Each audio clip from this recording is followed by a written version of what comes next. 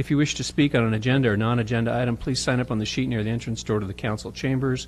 You'll be called to speak during the public comment section. Comments or testimony on agenda items listed under public hearing. Public comment will be taken at that time. Roll call, please. Mayor Williams. Here. Dick Anderson. Yes. Riley Hoagland. Here. Deanna Hinton. Here. Judy Casper. Here. Susan Walke. Here. Would you please all stand and join me in the Pledge of Allegiance? I pledge allegiance to the flag of the United States of America and to the republic for which it stands, one nation, under God, indivisible, with Liberty and justice for all. Wonderful. Thank you all so much.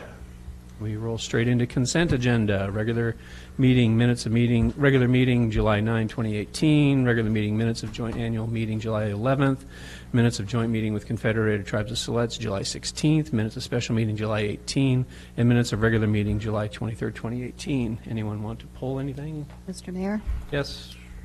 No, I don't wish to pull anything. Okay. I was just going to move to approve Okay. the consent agenda. Second. Okay, motion is second. Discussion. I did review I was not in attendance at the joint annual meeting, but I did review the transcripts and tape, or whatever I'm trying to say. So, Mr. Mayor, yes. if I could add, I just wanted to thank our city recorder for making the changes to the minutes. They're accurate as far as I read them. Thank you. okay. Further discussion? Hearing none, all in favor say aye. Aye. Opposed? Hearing none, motion carries. It's now time for comments from citizens present on agenda, non-agenda items. I don't have a list, a sheet anywhere. Where's Richard when you need him? Just get so used to it. Oh, I'm so sorry. Well, look, that's the one. Well, thank you. I could have done that, I suppose. Thank you. Staff member, thank you. Thank you. You can get a free cup of coffee now. You have to help yourself, though. Of any of the folks who are signed up here, are any of you here to speak on the public, on the public hearing? Cindy Durrell, are you here to speak on the public part? I'm just here to speak for the, Are you here for the vacation of Jetty? Are you here for the vacation of Jetty discussion? no. No, they come up forward. Nobody, I only had one agenda item number here, so that's why I have to ask. Okay. So please, yes, indeed. All Please right. sit down, Where pull the would you mic. like me? Does not matter. Pull the microphone close to you. They move, and just give us your name only, please. All right. My name is Cindy Durrell. I reside at 3340 Southwest Anchor. I'm a part-time resident. I've been a part-time resident for 20 years, but I have a full-time mentality since I've been here for 20 years. I'm also a board member for the Nell Scott Neighborhood Association, and I'm here tonight representing the association. We had our annual meeting and some concerns came up about lighting. So I'm here to talk a little bit about lighting, and the neighbors were hoping this might dovetail with the meeting that's being held tomorrow night on the community design ideas. So I don't know if lighting has come up before in any other part of the city, but we have some residential lighting and commercial lighting in our neighborhood that we really feel can be seen by the U.S. Space Station. It's pretty bright. So we wanted the council to hear us, maybe address it, maybe develop some guidelines in the future, especially with the committee that's meeting tomorrow. We have two beach accesses, one at 33rd, I'm sure you're familiar, and one at 35th. They're beautifully lit with low lighting. And this happened during our urban renewal planning. There's one light that was recently changed at the restroom on 35th, and it is really, really bright. It's been changed recently, but maybe Public Works can address it and maybe lower the wattage on it. It affects overlook, it affects the people that are to the right of the restroom, and it also affects the people that are in the Sandcastle Lodge. So maybe that's something the city could rectify. Also, we understand as neighbors that there's a whole crime thing, and that bathroom does get drug paraphernalia in it. I'm also an Oregon State Police volunteer, and I patrol the beach. So we understand that, but we still want like a happy medium. So maybe that can be lowered for some of the neighbors that it's affecting. Okay. And that's it. Thanks for Thanks. your consideration, and if there's anything we need to do as a neighborhood association to do this formally, to move it forward, be sure and let us know. Thank you Thank very you. much. Nancy Brunson?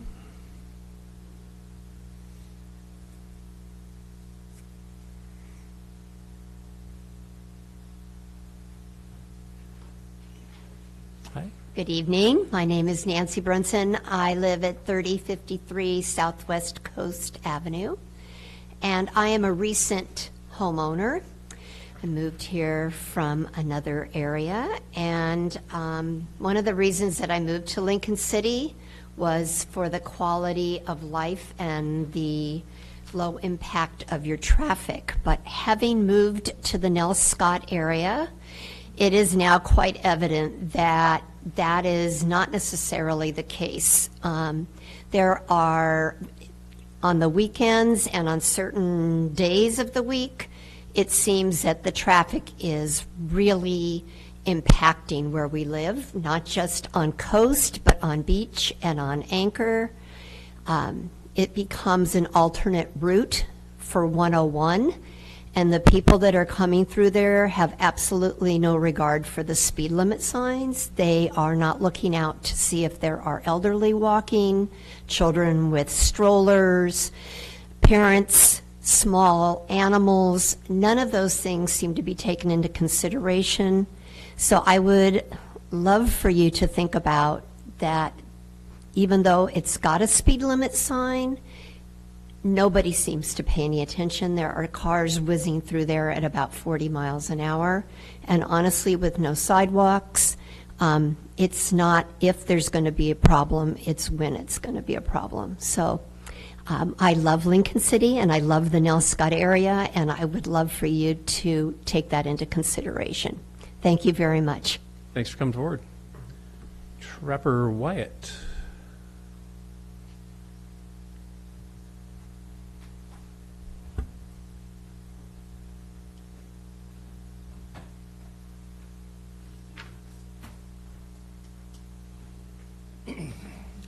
Yeah, good evening. My name is Trapper White. I also reside at 3053 Southwest Coast.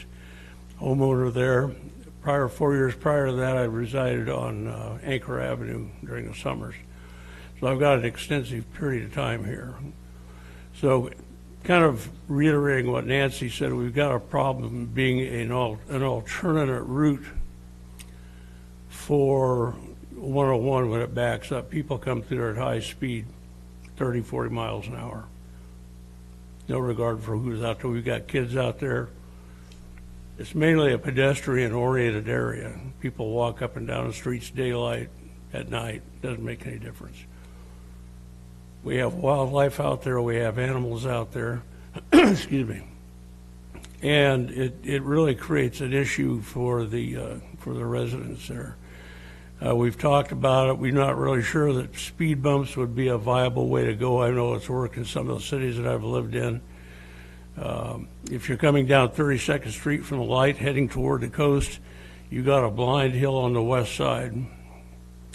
So they come over the top of that and they don't see anybody that's walking up Anchor. If you come from the other way, you got a blind hill and they don't see anybody walking on beach.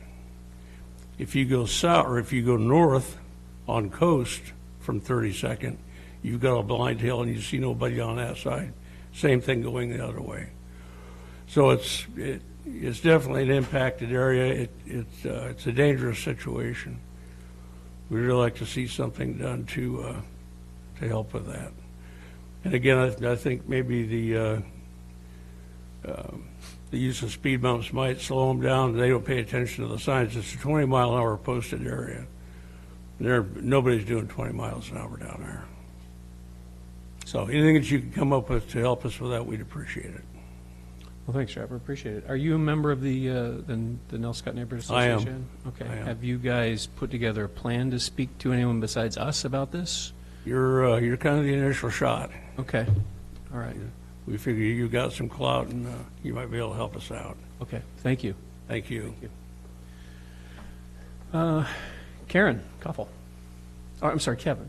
I'm sorry. A V looks like an R, and I should know by now. I apologize.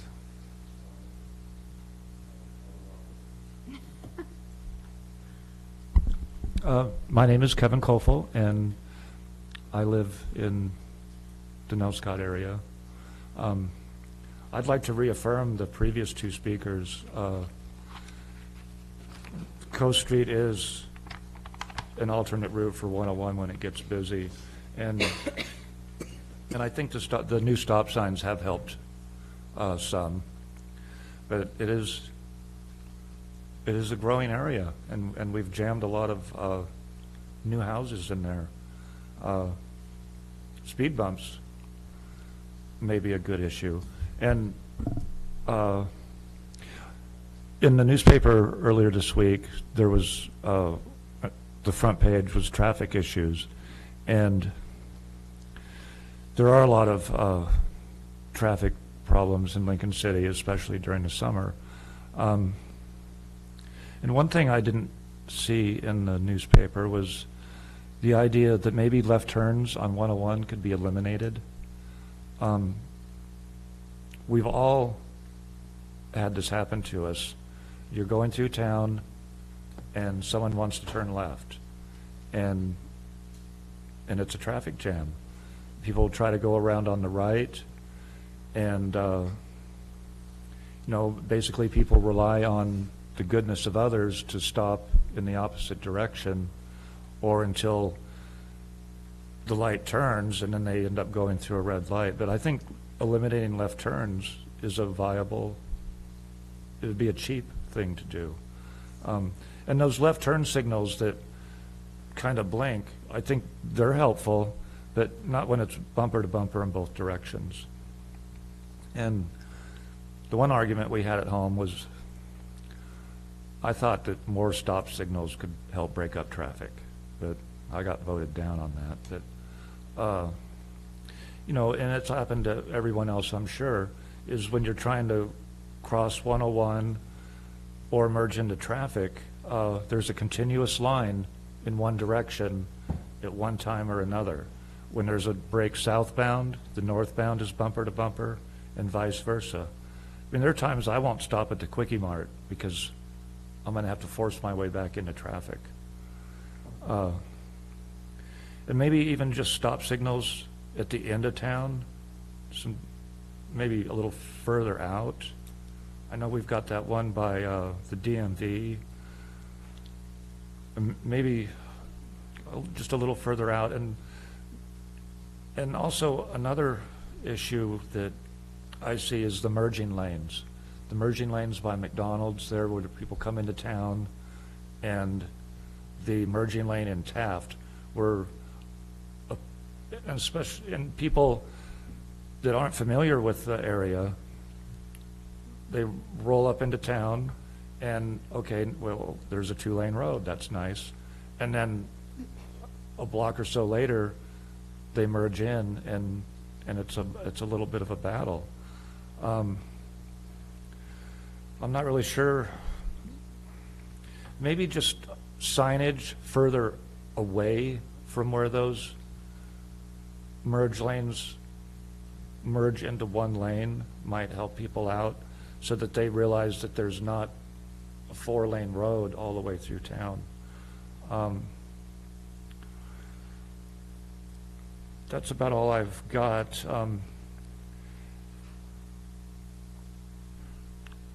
I don't think a bypass, I don't think, maybe that, whatever that Nelscott gap is may help out, but it seems like an expensive thing. But maybe some better placed signage, and I think the left turns on 101, and it could be done at certain hours, or no left turns on the weekend, or I don't know how that would work, but it's an idea. And that's about all I've got. So Thank you. Thank you, Kevin, appreciate it. Carol?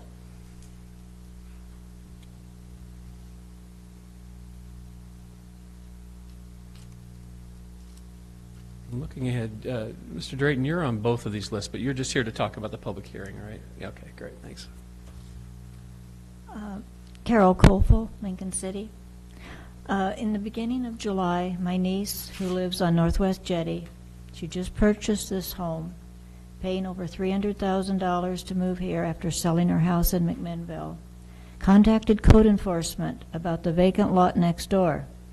It had 10 to 12-foot high weeds, blackberry bushes, a solid mass of vegetation that a raccoon could not tunnel through. She was told the out-of-towner had hired someone to cut the bushes. Well, these bushes didn't grow overnight. They should have been noticed by city personnel a long time ago and dealt with. Instead, my niece has had to cut her way through to access her back and her side yard. The weeds and the berry bushes are growing from the cyclone fence to her garage, which is approximately 15 feet, so she's had to cut them herself to get through her side yard. This was a former vacation home that was maintained by Meredith Lodging. The bushes are still there. When a second complaint was made, she was told, a lot of people in town are busy. Really, what does that have to do with anything? Exactly when is the issue going to be solved? The bushes should have been cut long ago by the city, and this irresponsible owner should have been billed for it.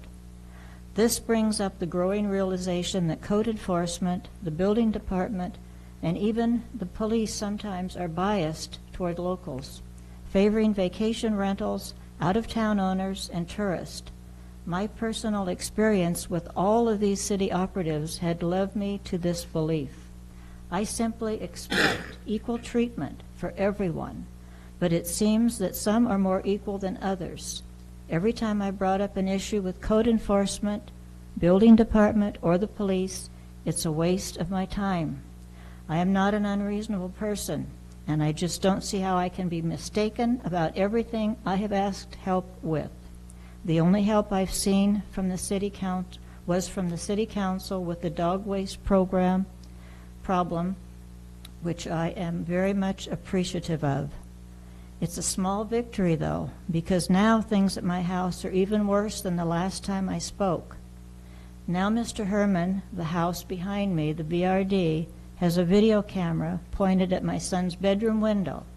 Any reasonable person would think that would be illegal. Well, think again. The officer that came out told me to buy curtains, and he said, maybe Mr. Herman built that building because you called the police on his renters. Well, I did. They were partying outside well after 11 p.m. My bedroom is approximately 25 feet from their hot tub. Of course we called the police on his renters. I thought that's what rules were for. Putting things in the way so people could break those rules without getting caught is ridiculous and shows just how little respect some non-locals have for our neighborhoods, and having our officials support these people over the people who make the city work is very sad.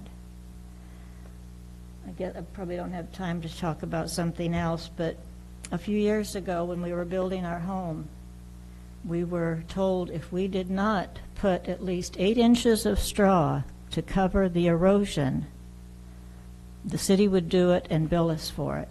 They even told my 90-year-old late father the same thing.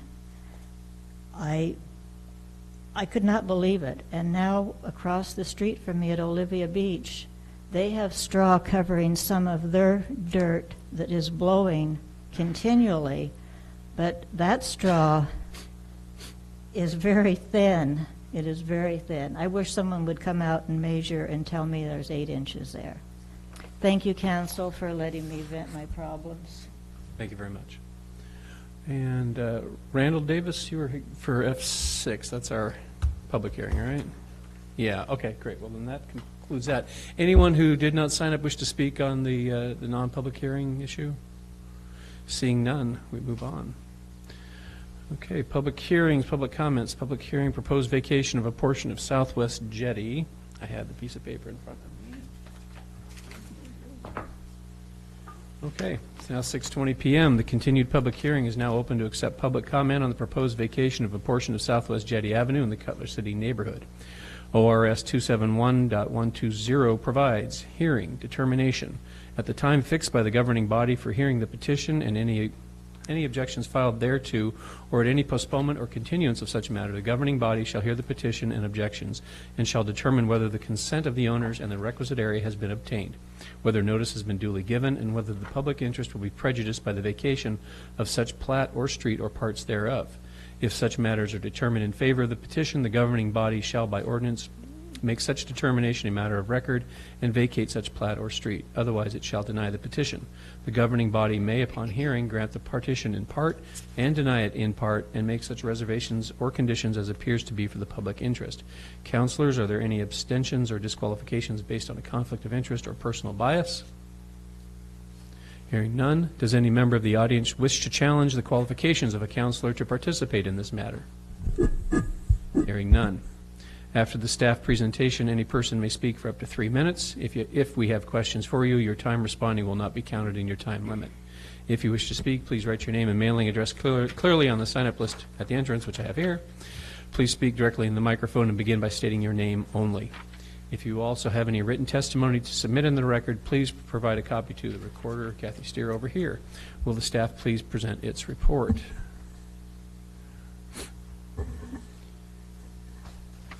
Mr. Mayor, while they're coming up, we're going to do a little bit of tag teaming All right. tonight to try to answer some of the questions that you had had or that were brought up by the public 2 weeks ago. We have just a few slides of some maps. Corresponding maps have been given to you, and I'll go through that part and then turn the time over to Allison and Lila. Allison, Lila, this is the one that says Jetty Storm Drain up at the top. Thank you.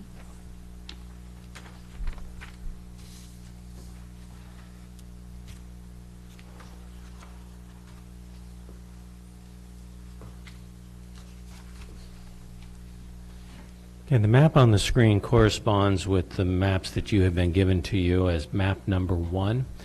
What this shows is the existing road and the current drainage for that road. Currently, up on 101 and then down to this point, there is no curb.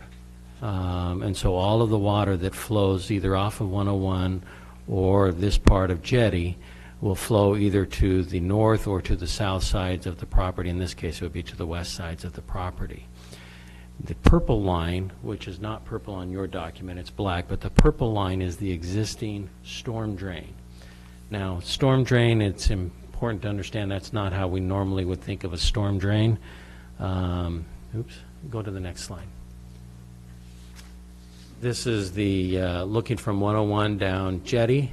As you can see, there's no curb and gutter that is associated with this, and so anything that comes to these, at one point in time, this would have probably been a ditch in which the water would have come in and acted as a storm detention or flow down to the drainage.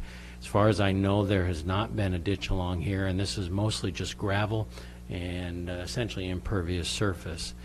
And on the right, you'll see down at the very bottom, that is the storm drain pipe, that all water that would flow off to the north would eventually come to. The pipe goes under the parking lot and then out on the opposite side of the parking lot. That's a 12-inch diameter pipe and currently can transmit about 3.6 cubic feet of water per second. And Ron, could I ask, what's the elevation from this side to the west, from the east to the west? I don't have that information, Mayor. I can't tell you off the. But it will always flow west, is I guess Yes. the big question. There's no chance of it coming back in from the bay. Okay. All right. Thank you. Okay. Okay. Next slide. So this is the proposed storm drainage and road realignment. Up at the top is Highway 101, And this is the proposed new 61st South, and then going off this way is the jetty that would be discontinued. The red lines are the inlet pipes, so there would be a storm drain inlet off of 101 that would be constructed, and the pipe would flow to this point. There would be a storm drain inlet here on jetty that would flow into here, and then this is the outflow line that's in blue. The drainage of this flows to the south, and so that in the case of jetty, it would pick up here. Now, what's significant about this is that this portion right here, where the curb and gutter stops, that is where Mr. Drayton's property begins. And so anything that would flow from this point down ultimately would flow onto Mr. Drayton's property. If you, and I'm going to show you another slide in just a minute. So one of the things that we have discussed since our last meeting was putting in a storm drain at inflow or inlet box at this point, so that at the end of the curb and gutter, so that it would flow back into the storm drain pond. The detention basin has been designed. The total, well, go to the next slide. Yeah. And then this gives the entire a larger picture of the area. The detention basin has been designed to for water quality, which means that it will hold a little bit more than 1,200 cubic feet of water, which is intent to seep into the ground, act as a filtering system, and eventually go back into the underground water supply. If the rain event is larger than that, then it has a pipe, which is the blue pipe, connecting into the existing pipe, which is the purple pipe. That part will be improved, so it won't just be an exposed pipe. That will be part of the improvement plans. The outflow pipe, which is the blue pipe, is a 10-inch outflow, which is capable of 1.2 cubic feet per cubic feet per second, and the pond has an infiltration of 6.6 inches per hour, and it has been designed for the 25-year design storm, which is the design that ODOT has approved. Now, a couple of things that are significant about this is that this water from jetty over to 61st right now just flows onto this property, okay? Or this here will flow down onto jetty. This area is now being captured to send into here. This area will be, the curb and gutter will follow the length to jetty, meaning that this area is now is now the only part of the area that will flow to this inlet valve. And then all of this, and then coming down the new 61st will flow to that inlet, and if you approve, another inlet at this point. That other inlet would cost about $3,000 to $5,000. The total acreage then that you're looking at in picking up on water is about 2/10 of an acre, which is approximately the same size of acreage that you have today. Okay.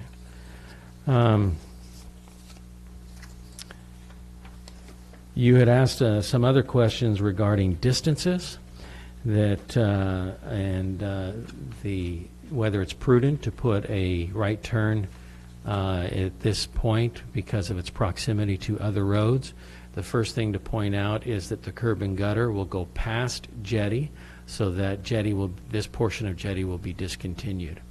I'm sorry, let me jump back. There is one other point that I need to bring up, and that's the curb and gutter picks up here. The next inlet that you see follows jetty all the way down to the intersection of Southwest 62nd and jetty, and there you pick up an inlet box. Okay. The distance between Southwest 63rd and Southwest 62nd existing roads is 403 feet. The distance between Southwest 62nd and the proposed Southwest 61st is 490 feet. By contrast, the distance between Northeast 14th and Northeast 15th in Ocean Lake is 254 feet.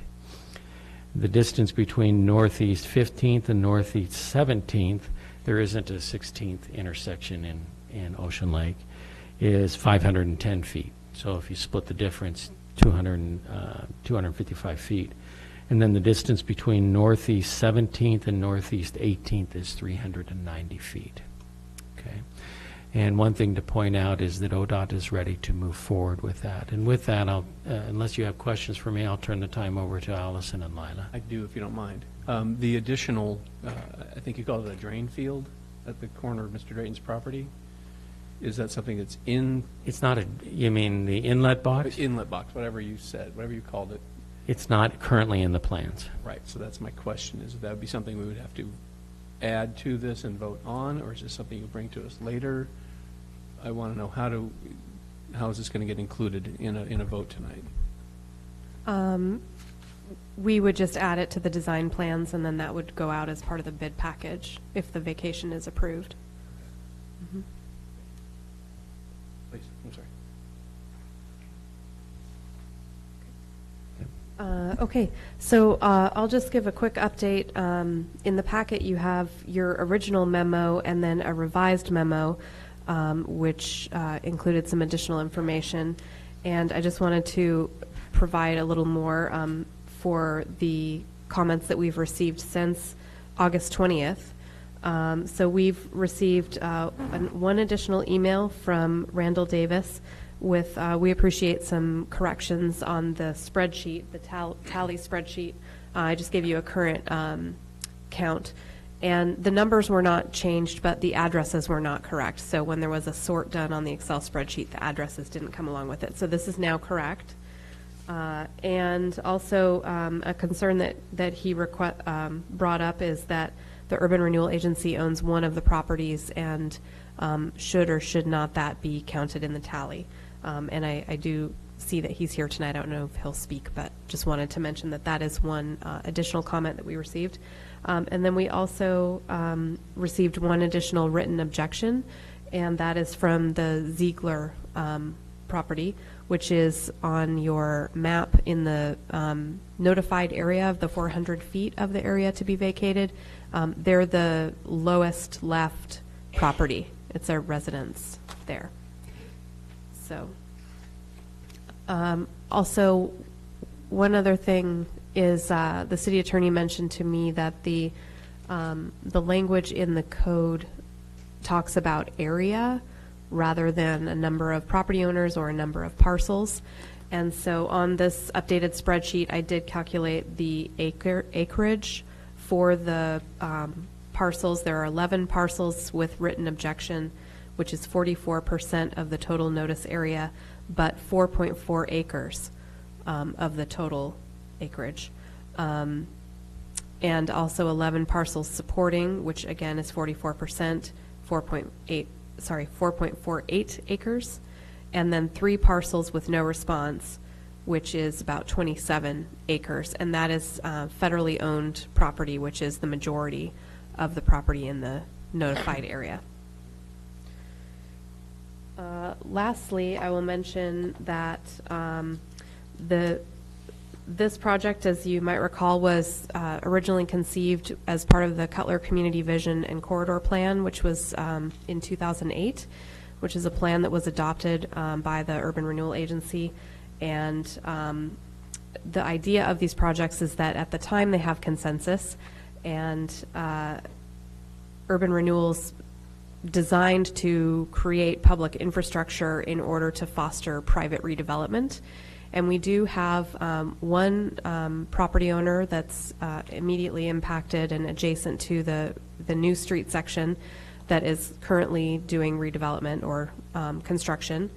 And then we also have the other property owner, which is the Haynes, which are doing the giving us the area, the dedication, if you all decide to do the vacation of the street. That I know that the Haynes have ideas for redevelopment as well. So there is private redevelopment happening and could happen in the future on the heels of this public improvement project. Lastly, Mr. Chandler mentioned that the ODOT permit is ready to issue, so they will do that if it's vacated this evening. And in terms of total cost expended, the design fees have been about $35,000, and then staff time.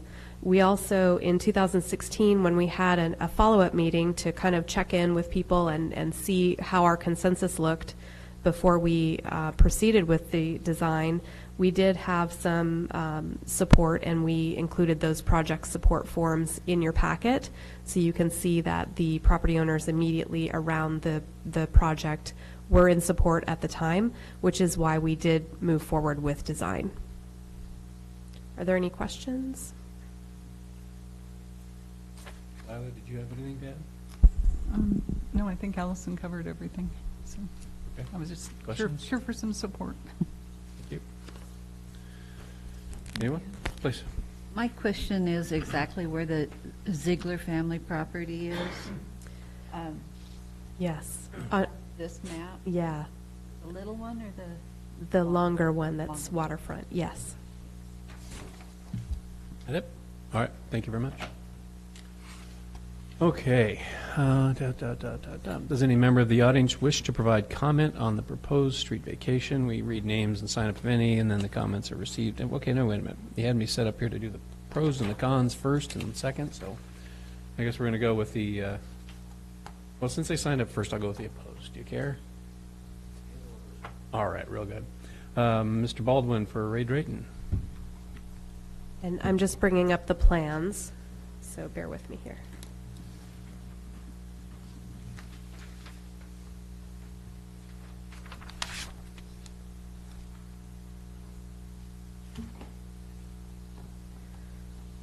Okay, so there's sheet R2 and then R3 if you want to just arrow.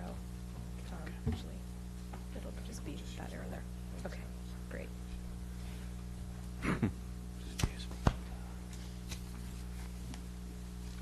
Good evening. Russ Baldwin, first for Ray Drayton and then Jim Drayton. Pull that in kind of sorry. close there. Thank you. Ray Drayton owns real property within 400 feet of the proposed improvement.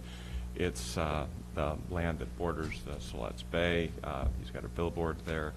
I'm here to tell council that he also opposes the vacation for the same reasons that Jim Drayton does.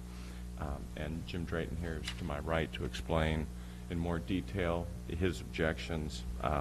So basically what we have are, I'm representing 2 property owners that own a total of 8 parcels. And I want to draw the council's attention to the fact that the letters that went out previously described the number of owners, and that's the way that we prepared for the hearing tonight. I understand that the statute hasn't changed, or the ordinance, but it's a little bit disconcerting that we're here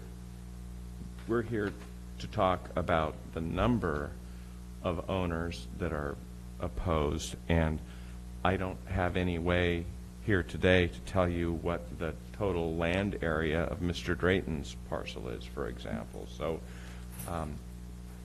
we understand that this is not intentional, but we've been misinformed. So some of the problems that we're having is Mr. Ray Drayton did not receive notice, and the other property owners received notice to the effect that it was the total number of property owners that were objecting, not land area. So those are 2 objections that we had, procedural objections that we'd like to add. But by far the most important thing that I think you're going to hear tonight is from Mr. Jim Drayton describing the elevations and why, if you approve this vacation, even with the storm, the additional storm drain that we can't see on the map because it hasn't been put in the plan, it's still not going to work because his house is at a lower elevation than all of the surrounding property. So I'll turn it over to Mr. Jim Drayton. I am Jim Drayton. I'd like to have the map that was up beforehand. This is the plans. Is it possible to get the? I mean, the one that, Well, Yeah, is there a I way to could- take it back? We could use that one. Yeah, if you could. see if I can.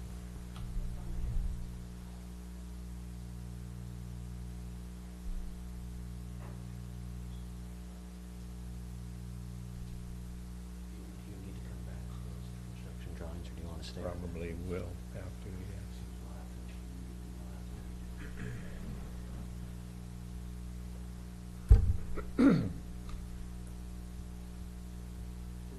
Spend the time during these technical difficulty.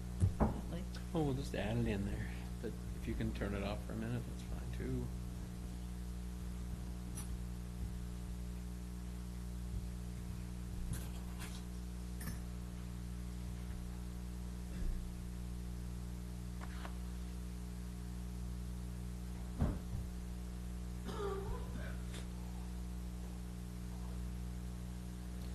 Go ahead, Kathy.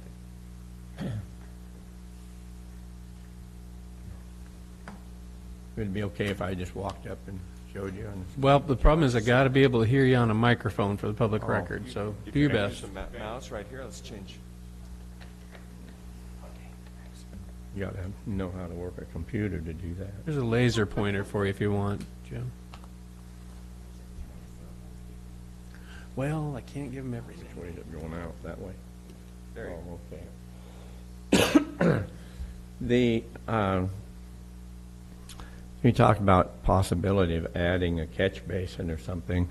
Right now, with their design, they show a high spot right here in the design, so the water from that little black line will flow back to their catch basin, but everything from there, this direction, is going to flow onto my property. By putting a catch basin right in here at the corner of my property, it's not going to solve anything. It's not going to catch anything because the high point in the street they're showing on the design is in here. And the crawl space underneath the house is 2.5 feet lower than what this yard is. And so if the water is setting in here and seeping into the ground, like they say, depending on how fast it rains or in a winter storm, it's probably going to come right on over and end up underneath my house. So the biggest objection is, the high point they show is along this right in through here on the street, and then it flows across. But the catch basin, instead of being up there, could be down, or if they could flatten the street back off and put the catch basin down in here at the end of their new sidewalk, would make more sense. But If I may add, in the packets that were handed out from the Draytons, we've got the elevations highlighted in yellow, and Mr. Drayton's property is delineated in blue. So his property is to the south of the blue line in the packets.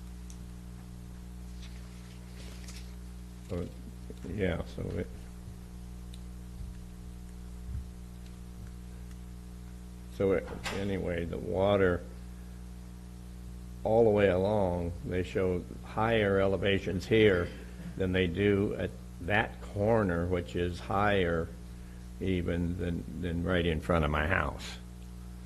So that's the biggest problem. And like city manager said, that the waters now flows into this ditch and runs across, but they're blocking it off.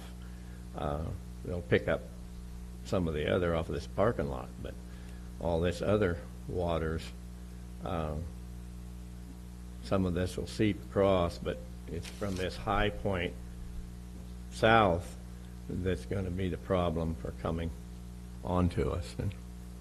And you know, when Allison was talking about the meetings that we had prior to the development, all the meetings were talked about this street being left as a one-way street in, and the only two-way would be coming off of this parking lot and going back out to the road. But then all of a sudden, with the new plans and everything, without any other consideration or talking to the owners, now they're trying to make it a two-way street. So that's a big concern.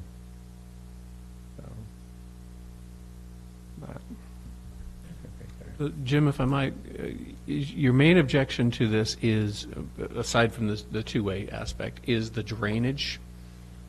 That's your biggest concern about this? The drainage is the biggest concern. And then if we could go back to the plans, they're showing this filtration thing being right tight against my property line. There's the property right there. And that's just going to let that drainage come that way, and it's also going to attract varmints and what have you too that we've had around there before, and any low-lying area attracts, you know. Okay. Thanks. Thank you very much. Mr. Mayor? Yes. Can we ask questions? Oh, absolutely, yeah. I did. Feel free. Yeah. Mr. Drayton, I guess staying with the drainage for the time being, understand, you know, I'm not looking for you to totally redesign the thing. Can you make a proposal that would work? Because right now, your property, as I understand it, is below grade anyway, so it is a catcher of water to begin with. So, you know, having a crawl space 2 feet deep, it must be a kind of moist there anyway. Wintertime it is. Okay, so not wanting to add to that, but let's be real, it's wet. Is there a design that you could recommend that the engineers aren't putting on paper that, you know, to still accomplish the desire of moving a new street or putting that new street in? Well, and I don't know if it's mandated by ODOT, but doing away with the collection pond would sure help. And if they're concerned about oil water separator or something, they could always put in an oil water separator tank or something like that. But I would think they're showing that to have about roughly 6 inches, a minimum of 6 inches of water in the bottom of that all the time. If it gets up above that, then it'll flow out. But you know, how much is that going to compound the problem? We don't know. So, Mr. Mayor, I guess what I hear you saying, moving the collection point, is that what? That would sure help. Or lowering the whatever it's called, where the water would drain out of that collection spot sooner? Really don't have, by using that existing culvert that goes underneath the parking lot right now, they're kind of locked into what that elevation, that this catch basin they're going to put there. You know, and they're only showing a minimum amount of flow from here to that. So it's just, there's no lot of give. And if they try and redo this under the parking lot, then they're lowering it down, you know, closer into the beach, and you have the possibility of more water coming back. So I mean, there's lots of problems with it. But so you're not helping me, you realize that. So I'm, you know, because I'll go with the best unless you can help. So, you know, you better keep talking with that solution. But I would think doing away with doing away with that whole thing. So where would would the sure water, help. where would the water go? And I don't know ODOT conditions or anything else, but the idea is the water collects on the surface, the asphalt, the new road there. It's got to go somewhere. So you change the pitch of the road so that it goes where? Well, where it's the way they're going, or if they just ran it, you know, if it's feasible to get rid of the pond, it would be the best, and just run it right on out that pipe. But, I mean, that would be the best, but the very biggest opposition is bringing this street elevation up and directing the water directly over, additional water, directly over onto my property. You know, that's what I was saying, if they to tip that street back to this side, there's a curb and gutter and sidewalk along here on anyway. It could run on down to what he's saying, down here to this one, or put another catch basin down in here someplace that would catch some up. But there again, you have a problem of trying to get the water from this point back into that pipe when that street gently slopes to the south. Right. So lower the left edge of the street, get rid of the swale, and put in a oil separation tank, I think is what the witness is saying.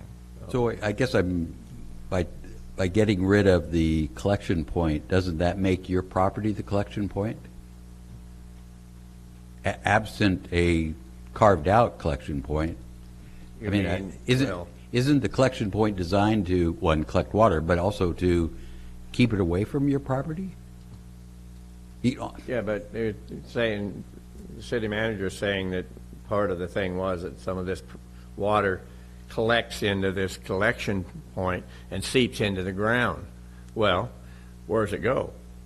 Lowest point, which is right here, it's 2.5 feet probably lower than what the bottom of that collection point is. But it's already collecting on your property anyway. Well, out here in the front. Right now, like he said, this is all gravel, Okay. and it flows out onto the street and flows into that existing pipe. And anything beyond that, the street is awfully flat Yeah. and goes on down here. Or it comes across here and goes into a ditch, which is on my property. In order to solve that, I dug this out in this low spot right through here, so all the water flows across and gets into this and comes out and into this ditch, comes down here in the corner of Randy's property, and then an open ditch goes around behind his place and through another culvert that we installed when I built the Freed Gallery up into a catch basin that goes across into the lowland behind the furniture store. Any other questions? The only drainage in that whole area is what we've done over the years in order to better the property and keep it drier. Okay. Thank you very much. Appreciate it. And we've got James Drayton, but you've spoken for James already, right? I'm sorry. I mean, yeah, you spoke for Ray. We got James. And now we have Steve Wilson. Thank you. Yep.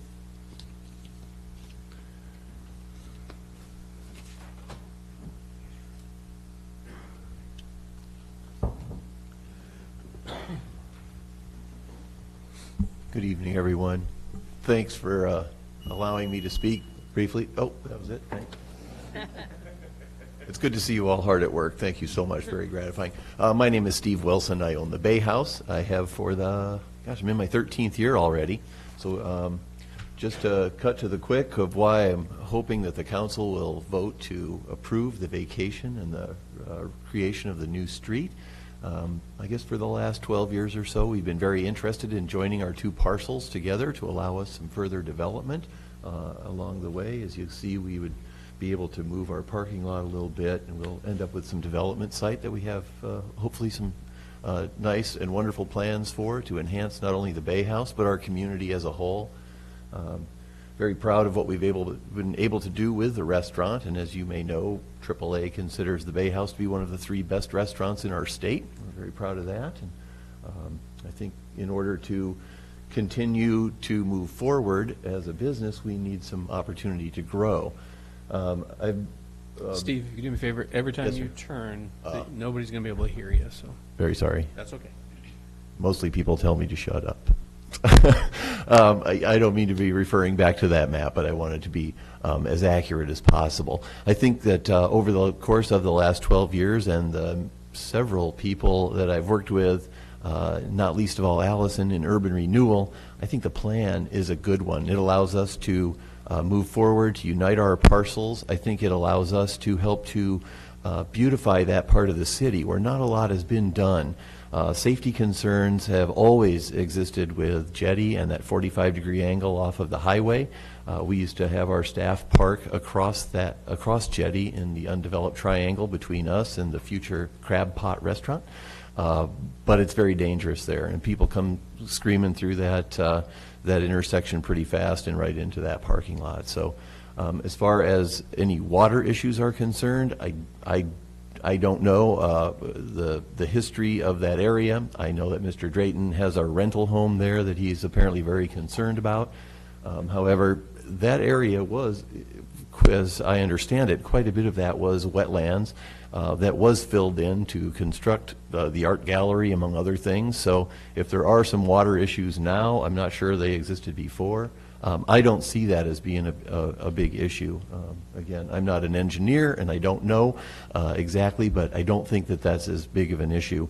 I think the enhancement of the neighborhood and the improved safety along Jetty is a very positive factor. And again, I would ask the council to approve this vacation and let us continue to beautify our part of the city. Mr. Mayor. Please. Mr. Wilson, I appreciate your comments and certainly can understand your desire and the opportunities that it would present. I guess what I would ask you, as you think about your enhanced development of this property, the new without the street down, is there any way possible your water retention issues could assist in an area solution? Would be happy to. I know when we built the parking lot to meet our requirements for parking when we added the lounge about 11 years ago, I know there is an oil water separator system under that parking lot and several drains that lead to input and output there. So I would be more than happy to participate in that. At this point, honestly, it's probably been 8 years since I saw any kind of water issues where water was anywhere near the highway or on Jetty. So I haven't really witnessed any water issues, but we're happy to participate in whatever solution is necessary to move this forward. Well, and Mr. Mayor, I guess that's what I would, try to look for a broader solution to the issue that seems to be getting in the way. And since we do live in a rain-heavy area, whether we've seen water there or not, we know it rains. So what I'm trying to do is enlist your support and assistance that maybe we can come to some kind of answer for where to put this water. Yeah, well, like I said, we're very committed to this project and to that end in order to move beyond a concern of Mr. Drayton. We are ending up contributing more property to this property switch than we're getting. Initially, the project called for pretty much an even swap, or us coming out with a few square feet extra, but we were happy to contribute quite a bit more property to it to pull things farther north so that it didn't impact Mr. Drayton's property. And again, as a rental home, I understand that's an important thing, but not necessarily the neighbors that we're trying to benefit for improvement of that neighborhood and the community and the safety at large. Great, thank you. Thanks, appreciate it. Thanks very much. Mm-hmm. Alan Black.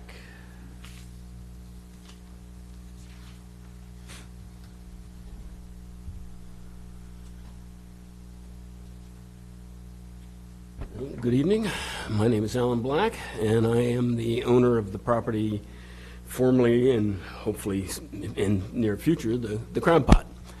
And I have owned that property since the fall of 1974. So I have seen quite a lot happen in that area, and Steve kind of cursorily brought up the item which I wasn't actually asked when the fill was put in to build the gallery, where there was a huge wetland that used to actually swallow all that water. My place, which also was below grade, but predates everything in that area, well, my place that burnt anyway, my place that burnt, saw flooding immediately after the fill was put in where the gallery stands. So just to say, to placate Mr. Drayton's issue, he created a lot of the issue, is all I'm put forward on that. Now, to deal with the second issue, the vacation of jetty has to do with my property development going forward. It's pretty much contingent on my entry not going onto 101. Its entry has to come off of the new jetty, or it pretty much precludes my going forward with my redevelopment, which I have pretty much thought was a done understanding as what the city would allow. So I'm well along in rebuilding at this juncture, but if my driveway is not accessed onto this new street, this property is not going to be viable. And the fact that I was in the future going to be able to build a house on the back, which was floated to the city, we said was a possibility, but without my having an entrance from that street, that wouldn't be viable either. So, I mean, yes, I realize Mr. Drayton owns a lot more property, but I guess if it comes to who owns more, that doesn't seem to be the way the whole system should work. I mean, I've been there for 40 plus years, and I hope to return to this spot and make it a viable, workable commercial property. And I've now invested quite a lot of time and effort in doing so. So it's just, I can't see, I mean, these radiuses and the swale also has to do with my water effluent, which has to go somewhere. And that was part of the plan also. What water collects on my property has to be directed somewhere. And the swale was part of that deal. So, as far as whether the engineering can be worked in one way or another, I think abandoning the project over these issues seems arbitrary and stupid to me. I mean, we're well along with this engineering. I'm well along with my project, and I'm going to be the most impacted if this fails. And I would certainly like to see it go forward at this juncture. I mean, it's just a lot of time and effort involved at this juncture. So that's all I have on that. Thank you. Any questions? Well, thank you. Appreciate your time. Anyone opposed who did not sign up wish to speak at this time? Please come forward. Lady in back there behind you, sir. Sorry, she had her hand up first. Just kidding. It didn't sound like you were kidding. I know. He's my neighbor. My name's Kimberly Hughes, and I live at If you 60... can pull that nice and close so we can... Kimberly Hughes, 6210 Southwest Jetty. I was not in your... I didn't get a letter from you guys. So, and I kind of have always wondered why, because, well, I just found out about this not very long ago, the 24th of August, from the neighbors across the street who did get a letter. So I live right on the corner. If you go past the Bay House and you come to a stop there, right on the corner of 62nd and Jetty, I'm right there in front of you. Looked like a shack when I bought it 9 years ago. Now it looks like a very nice home to me, fun. So, like I said, I've owned this for 9 years, and so therefore was not part of the vision plan in 2008. Nor have I ever gotten any information about it. Since I moved here full-time about 3.5 years ago, I've gone to the city and asked about planned potential development around me, and I was assured more than once that I would be notified. The only reason I know Steve's talking about doing something is because I've been in his restaurant enough times to know that that's kind of what he'd like to do there. Anyway, after talking to my neighbor, I was given a copy of the letter sent to them, and I walked out to the proposed new street and stood where the street would exist and the entry on and off 101. I would encourage all of you to do this to see just how it feels to be there and look at that street to the left and the cars coming around the corner. I know it's 35. Guaranteed none of them are going 35. And to pull out there, I would never do that. I would always go to 62nd where I exit now. So, and like I've heard everywhere else, you know, our speed limits are not observed by a lot of people that are traveling through our city. And I have talked to the police department many times about this should be a 25-mile-an-hour neighborhood when you drive into Color City. There's no signs that show that at the beginning. There's one down 62nd a ways, and half of it's covered by bushes, so you really can't even, it's not a good view of the 25-mile-an-hour speed limit. Every time I talk to the police, whether they'd be driving by and I'd be outside working in the yard or calling them specifically, I was told that they did not have the manpower to come and look at that area. Because like everyone says, people shoot off 101, come down Jetty, about a third of them might stop, might look, and they blow by and go into the neighborhood. It seems to me like if you put a speed limit sign and enforce it occasionally, that would solve a lot of problems. I think making that street a cul-de-sac, it makes the most sense.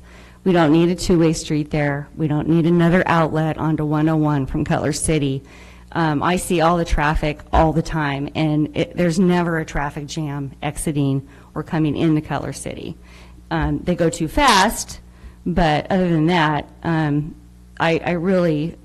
kind of amazed that we're spending this amount of time and energy and money to put a street there. I just, vacate the street and put a cul-de-sac. You're not going to create a very unsafe corner, more unsafe than it already is. Thank you for your time. So, I appreciate that. Thank you very much. Sir, you wanted to speak? Please.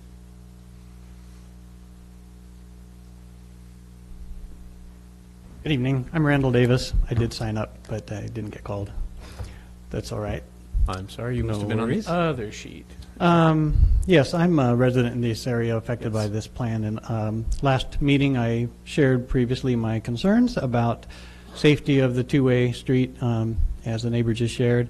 And we've had some discussion about the drainage. My immediate concern tonight is more directed to something alluded to earlier, and I believe, although I've not seen a copy of it, you have a revised Exhibit D from the meeting notes tonight.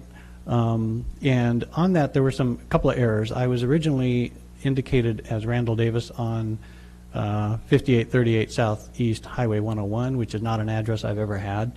And yet I was shown there as one of the properties of concern, and I was shown to be objecting, which I do, but I don't know who owns that property and whether they support or object the idea. So there's a gap there. And then on the line in the record that was my correct address, did not have my name. It said United States of America and no response, when I clearly did object to that earlier. So those two things maybe balance each other out. I don't know. I don't have the tallies in front of me in terms of the total support and objection, but the way I calculate it sounds like it might be a 50-50 at this point. And one of those supporting votes is the urban renewal project themselves, who, due to the parking lot, or the parking area, which was recently developed for the clam parking area, if you know what that is, next to the Bay House, apparently they have ownership or right to support that. So I find it interesting that a government agency is casting a vote for a project that they're proposing as a positive vote. It doesn't pass the smell test for me personally, but just a matter of concern. I don't know if that's kosher or not. Now, so I would suggest that we recalculate the support percentages and make sure they're accurate, just to make sure we have the right representation from the community with a number of properties that are for or against. Secondly, I like this proposal that have come up around making the 61st Street. I'm not opposed to the street being there in the first place. I think it makes sense to conjoin the property for the Bay House, but two-way street maybe from Highway 101 to the Bay Street, and then keep it one way on Jetty. There's no really reason for it to be a two-way street there. It serves two residences and access to those restaurants, to the Crab Shack or the Crab Pot and the Bay House. I don't see any reason why that needs to be two-way. It does flood now. I will tell you right now, it becomes a one-way or one-lane street in moderate rain. And if you don't believe so, try going through there. We have water skiing cars regularly in the area there. And that's on the west side of Jetty. It slopes off to the curb and it doesn't drain properly. It's already a flooding area. So there's some issues there with that already. And if I may, one more comment. Last time, one of the council members, I don't remember who, expressed some concerns about the third exit out of the community, just because of, in the case of an emergency or something, we would want that extra urgency. I would suggest that if it was a one-way street, it won't matter whether it's a one-way street. There will be, all the streets out of Cutler City will be one-way. We'll be in a big hurry to get out of there. And whether the street is designated one-way or not, it's going to be used as an exit. There'll be nobody coming in. And reality is, you know, these concerns are just something to be taken into consideration. I think primarily, do we have the right number of people supporting versus objection accounted for? Thank you for your time. Appreciate it. Anybody else? Seeing none. Your Honor, Yes.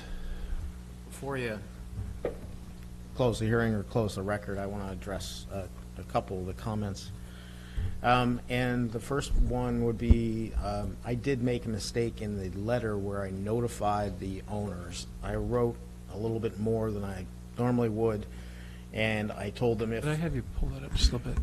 If I told them in the letter that if more than 50% of the owners objected, the city would not go forward. But again, as I told Allison earlier, after when I was reviewing this, the statute actually says the vacation shall not be made before the date set for the hearing, nor if the owners of a majority of the area affected, computed on the basis provided in 271-080, object in writing. So it's not count the number of owners, it's count the area of the owners that are objecting. And so that makes, to council's point, their preparation for this hearing a little different.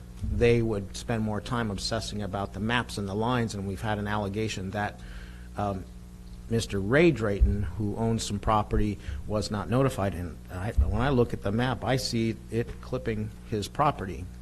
So I would want to renotice because of that. And I realize that delays this again, but you know, this is a proceeding that if owners are not satisfied, they could file a writ, and we end up in the circuit court to correct it. So I would prefer that we revise it and renotice and get it out there. Now, I can't change the statute with my letter, so the standard was always going to be what it is to approve. You know, just because I said the number of owners doesn't mean that the statute that talks about the area somehow is waived. But I want to correct that by renoticing. So I would recommend that you continue this hearing. Again, the hearing has been advertised and people have probably heard more about this than they care to, but I want to make sure that no one can point to this notice letter and say, wait a minute, I was misled. If they want to come in and talk about the area and who's within the area and who's not within the area, that would probably, it would be best to cure that. So. And then we also had another allegation that someone wasn't noticed. Well, the young lady didn't indicate that she was entitled to notice, whereas I can look at the map and say, I think Mr. Ray Drayton's property is touched by this 400-foot circle. So we will, however, and your staff asked me today, should we come? Because I was concerned about how the line is drawn for notice, and they said, should we come? And I was like, no, I don't think you'll be necessary, but I think maybe what we'll do is have staff put down exactly how the notice was calculated in the record so that people can react to that. I mean, it is in the staff report. It does tell you we followed the statute, but maybe we'll show our work. All right, and then just for my edification, the ability of the city or the URA to vote on this matter. I think there's no question the URA can vote their property owner. There is one thing I'm going to caution you on, and this will be for the continued hearing, is that you're spending a lot of time and listening to a lot of comments about the design of the project. That is not what we're here to do. We are not at a public hearing designing a public works project. We are supposed to be making the findings that are set forth in the statute to vacate a street. Now, one of the things that we're recommending is you not go forward unless there's a dedication of land and that a street is constructed per ODOT permitting. So yes, it has some relevance, but we're not designing the street. The only real reason to address some of these concerns is to, just make sure we don't have a problem down the road. Correct.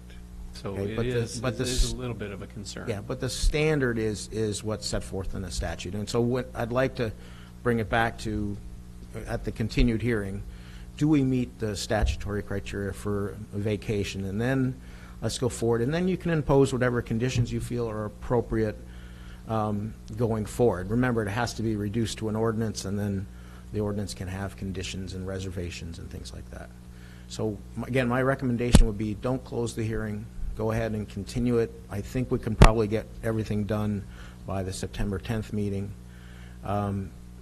If not, we can continue it again. So then my question would be, if let's say we vote for the vacation, yet we still have concerns about all these issues we talked about in the design, could that then stop the vacation? If at some point we reach this and go, no, this isn't going to work in the design side of it, does that change? Does that take away that vacation? Or is it just a done deal and it doesn't matter what we decide after that? Well, I would think you'd want to set some parameters in the vacation ordinance that approves it, and assuming you approve it, that these things have to be addressed. But I don't think you're going to attach a copy of the plan as revised. I think you're going to say, make sure this is addressed and that is addressed, and then that's the Public Works Department and the URA or who's ever running this project is going to address those concerns in the construction. But I think the vacation is conditional upon the property being dedicated and something that complies with ODOT standards being constructed. And if it seems like Mr. Ray Drayton is part of this, it doesn't even seem we're going to get to that point anyway. So, all right. So then I guess we need a motion to continue the hearing and keep the record open. Mr. Mayor, before we do that, just a question as to the notice time. I mean, I heard September 10th thrown out there, but is there a time that a person needs to be noticed? 30 days, 10 days, 5 days? Or is it just simply call them so that our September 10th meeting is okay? That's all my question is the September 10th meeting really reasonable given? Well, there's no specific language about how, I mean, what I did in sending them the notice and saying, hey, there's this thing that says if you object, I think we were going above and beyond, but I can review it. I don't think we have, the reason why we have this issue is not anything that occurred in the published newspaper ad or the posting of the property. It's just that I sent a letter out and may have misled some people into thinking I just have to object, I don't have to scrutinize it any further. Maybe I'm not making myself clear. If for example, we heard, Mr. Mayor, we heard Ray Drayton was not noticed. Mm-hmm. I don't know about the other people, that you found that had to be noticed, but do they get, 10 days notice prior to the event of the public hearing? That's all I'm concerned is, if we continue it, should we continue to September 10th or the last one in September to make sure there's plenty of time to run? again, I think the required published notice in the newspaper has been accomplished. Okay. It was just that I was letting the people in the notice area know that they had the opportunity to object. And I don't see a time frame in the statute for that. If you want to go to the second meeting in September so that we're sure that people get the letter and they can come in and scrutinize the map, I don't object to that. I just was willing to try to get it done by the 10th. Well, I think we only have one other party that everyone else has noticed, just Ray, basically, and Ray knows about it. Oh, I'm sure he does. I'm just looking, if there's a statute somewhere that Right, says X right. number of days, can we make sure we hit the number of Yes. days? But it's not, right, so we can go with the 10th. If you continue this to September 10th and I discover that there's something out there that requires more time, I'll let you know. But I can get revised letters out tomorrow. And then I go back to Ron. ODOT's involvement in this, if we keep putting it off, at some point, do they lose interest in us and take away their money and go somewhere else? Not that I'm aware of. Okay. They don't have any money in this. Well, whoever, I'm sorry. Okay, it's ours. Thank you, I'm sorry. Their role is to issue the permit. Right, the permitting. Okay, I just want to make sure that we're not going to delay or have someone say, you can't come to a decision, we're out of here. No, I don't think so. Okay, all right. Thank you, Mr. Anderson. All right, so, motion. Mr. Mayor. Yes, please. So, Mr. Apicello, just as a way that I don't see a map that you see that you know that Drayton, Mr. Ray Drayton is on there. Is within the 400 feet, so that I can see what you're seeing, or how do you know that that's not the case, and how we as staff missed that? I mean, I understand he's interested party. Is it on? Did I just not see it? Maybe I might have something that you were not given. I mean, I have a map that has like a yellow circle and, okay, so it could just be a clerical error. Yeah, if you see in the yellow circle, it says support urban renewal agency up on the left side. Mm-hmm. Okay, and you see that yellow kind of clipping that red corner? And Ray Drayton owns that piece just above that little red line. And so I guess. I think he made, again, I don't know how precise this map is, but I certainly think we should check it out.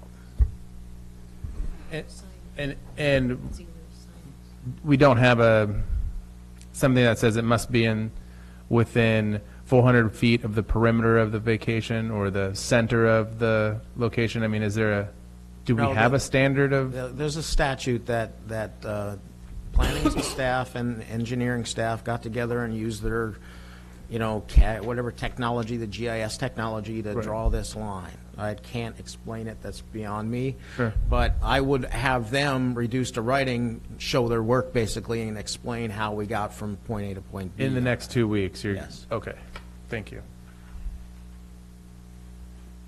Anyone else? All right. Look for motion, keep the record open.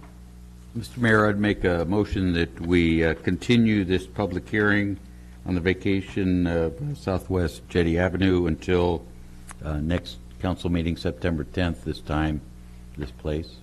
Second. Would you mind adding and send out new letters? And send out new letters to those to the affected property owners. Second. Motion to second, discussion. Hearing none, all in favor say aye. Aye. Opposed?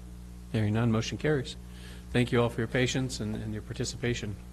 Greatly appreciated. I want to make the right decision for you. My computer died. Horrible death.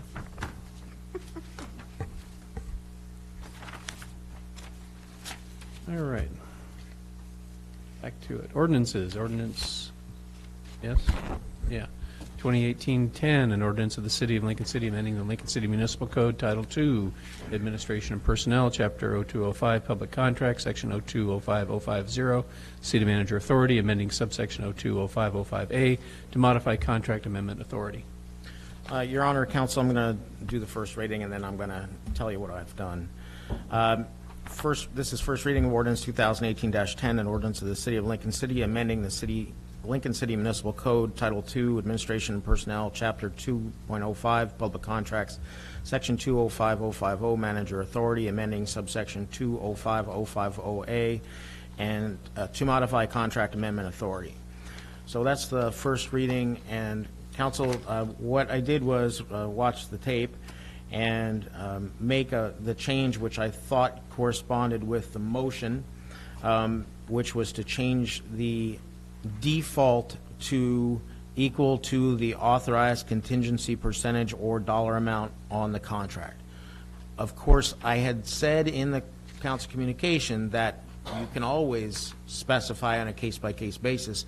What we're looking for was a default. So the default is going to be whatever the contingency is. So that seemed to work. The only change I have that I will read is that on the last page I should have written the 27th day of August as the day for the first reading, because the first reading did not occur on the 13th. So with that, I'd be looking for a motion to approve first reading. So moved. Second. Motion and a second. Discussion? Hearing none. Nice try. Oh, I'm sorry. Nothing's automatic. I would just make the request again for council to consider either somehow adding to this that somehow we remind, as the contract or bidding comes before council to approve, that the councilors are reminded of this process. Because this is going to go, assuming it passes, it's going to go into an ordinance and you'll never see it again. We will remember it because we're involved in it, I'm sure, well past tomorrow. But to me, it's always a good reminder to have in our bid, maybe even just a footnote or something every time in the staff report, that reminder that we're in essence authorizing for the manager, city manager, to spend up through the contingency. I think we could probably handle that with a standard language in the council communication. I'm good with that. I'd just like us to somehow just every time remind it, because what that would do is give the council the opportunity to opt out rather than opt in, and just say, hey, maybe in this case we don't want it to go all the way to the contingency here. So if I don't know how to make it more than just good faith and staff turnover and everything else, but that's my concern, is that it show up in staff reports when we're looking at proposals.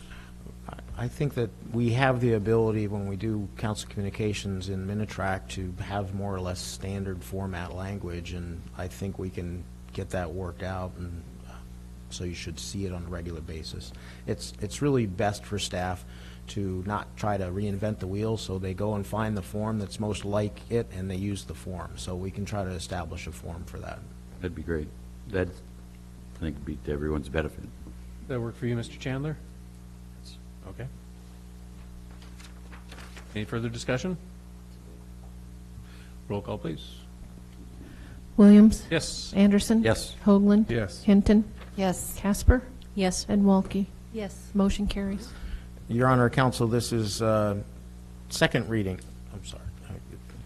My reading, I can go. This is second reading of ordinance 2018-10, an ordinance of the City of Lincoln City amending the Lincoln City Municipal Code, Title II, Administration and Personnel, Chapter 205, Public Contracts, Section 205050, City Manager Authority, amending subsection 205050A to modify Contract Amendment Authority. Ask for approval of second reading and adoption of the ordinance. Second. Motion and second. Discussion? Mr. Anderson? Okay. Roll call, please. Williams? Yes. Anderson? Yes. Hoagland? Yes. Hinton? Yes. Casper? Yes. And Walke? Yes. Motion carries. Thank you. Mr. Appicelli, go ahead. My voice is giving out. Your Honor, Council, this is first reading of ordinance 2018-09, an ordinance of the City of Lincoln City amending Lincoln City Municipal Code, Title 10, Vehicles and Traffic, Chapter 1008 Administration, Section 1008-020, Implementation of Regulations to modify the delegation to the city manager as it relates to the effective date of traffic orders. So with this one, I watched the tape and added a few things to address your concerns. One was I indicated that the manager shall, without undue delay, inform the council of the exercise of authority under this section. So basically, you would know that he's exercised that authority, so you would know to call it up if you wanted to. I was going to say immediately, but we overused the word immediately. So I thought without undue delay would be prompt enough. The ordinance had already provided for an appeal. I did indicate that the traffic order would be posted on the city website. When preparing for this meeting today, it occurred to me that we sometimes actually put a physical posting of notice of street vacation, for example, out on the property.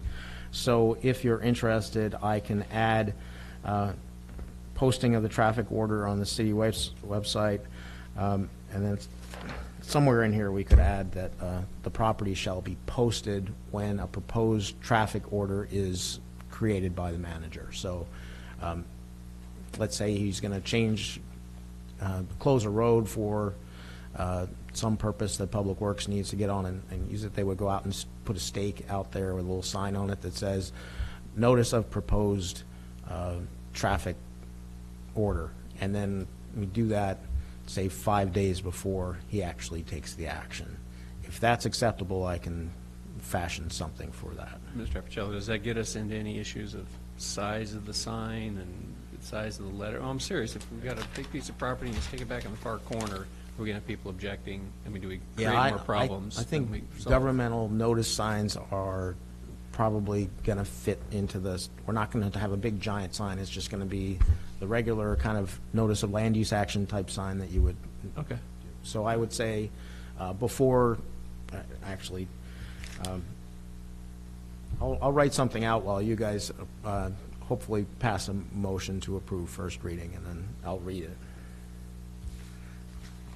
If you're ready Motion? to go. But we want to stall, I thought. He'll have it done. We have complete faith. Mr. Mayor, I'd move to approve ordinance number 2018-09 for first reading. Second. Motion and second. Discussion? Very slow discussion. Mr. Mayor, I like the idea of, physically posting a notice on the property. So I think if we can get that wording. Yeah, I agree. It's always helpful, because those kind of things can be kind of disconcerting to a neighborhood, and nice to have a little bit of notification, especially who to call if you have an issue.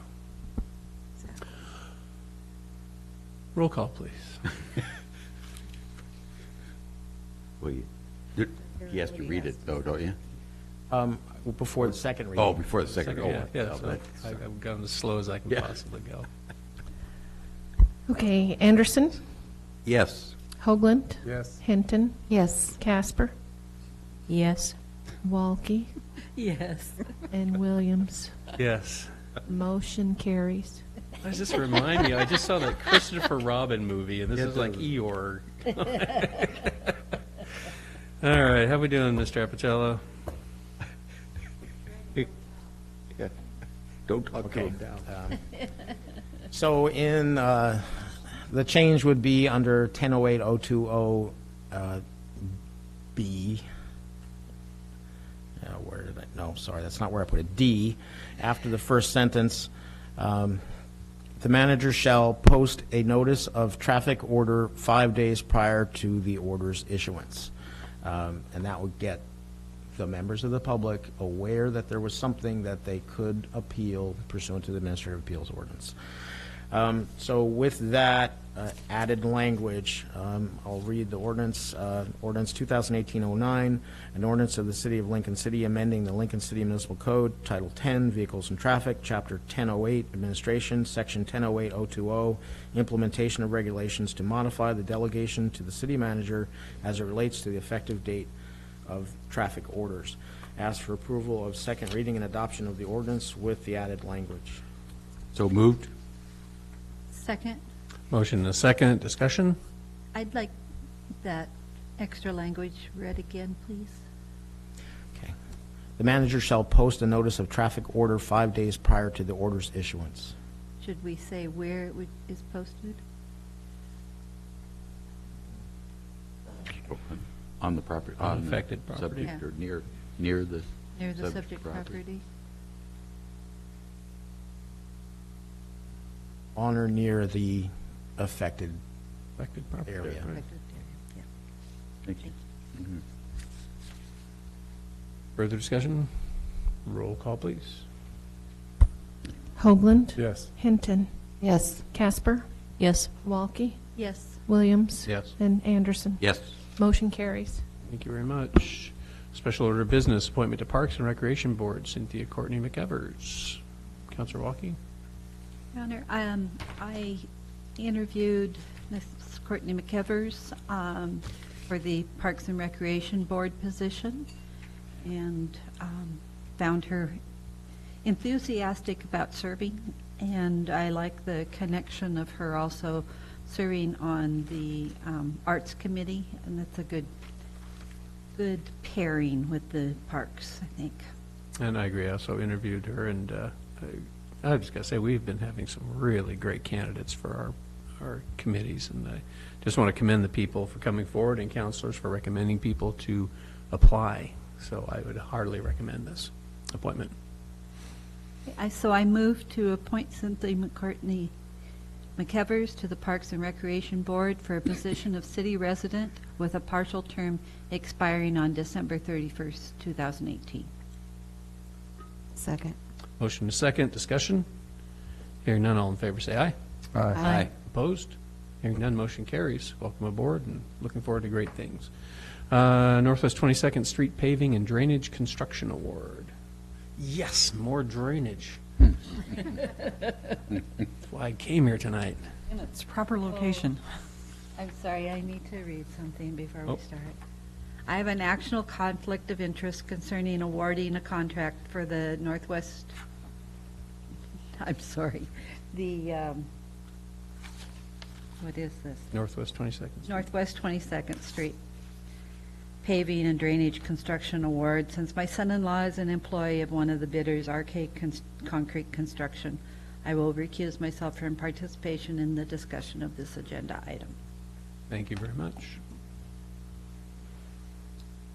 Okay, this is a paving drainage project and also some improvement to sidewalk in this area, adding sidewalk. And so it's Northwest 22nd Street, and it is between Highway 101 and Lee Avenue. And I'll give you a little project description.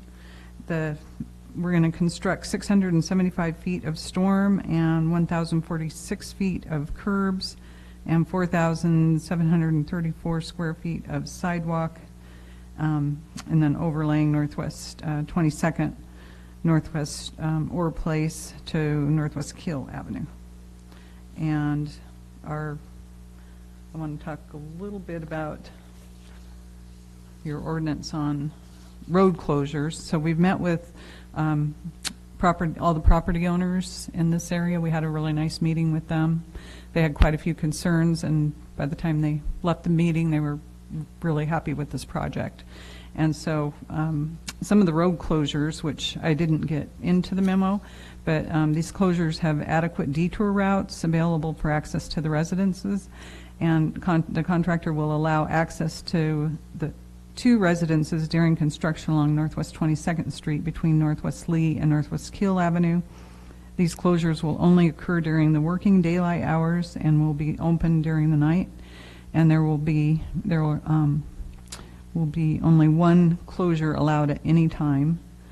And staff will notify each property owner affected by the closure by mail, and then we also do a door hanger to let them know ahead of time. And then we also put up our large message board sign telling them, what's going on in the neighborhood. And so our recommendation, staff is recommending the temporary closure of the following streets: Northwest Mast Avenue just south of Northwest 22nd Street, Northwest Lee Avenue just south of Northwest 22nd Street and Northwest 22nd Street between Lee Avenue to Kill Avenue. And so at any given time, they will have the actual people that live in a couple of these houses, they'll all have access. And they'll all have areas that they can detour around. And so. And that would include emergency access, I'm assuming, for vehicles Yes. fit through there, yeah. Definitely. Okay. And so the lowest responsive and responsible bidder was Devil's Lake Rock Company in the amount of $356,819.54. And so council has the option to award the construction contract to Devil's Lake Rock Company or do not award. These are the two options. And I also wanted to have the street closure as one of the potential motions. And I didn't get it in here, but, so, potential motion, the construction contract be awarded to Devil's Lake Rock Company in the amount of $356,819.54 with construction contingency at $35,681, 10% of the bid amount, for a total of $392,554. Any Open that up questions for staff? Questions? Mr. Mayor, Please. I'd like to thank you and your team for meeting with the neighbors out there. I think that makes for a much better project. It always alerts you to something that you may not have known before, so I especially like that. They really did. They talked to us about signs that say to beach access or not to beach access and to Highway 101, and so quite a few things that we'll be able to implement into the project, or even if we weren't doing the project. It's great. Thank you. Anyone else? Please. Mr. Mayor, could you help me as I read the staff report? Background, this project includes construction of 675 feet of storm. So I'm assuming that's the piping. Yes. And storm drains, storm water. Yeah, catch basins. So we're actually closing a ditch and piping it correctly and getting it to the storm outlet. So my question, and that's what I thought, but then when I look at financing, we pull some of the money from sewer capital. Let me see what we put on here.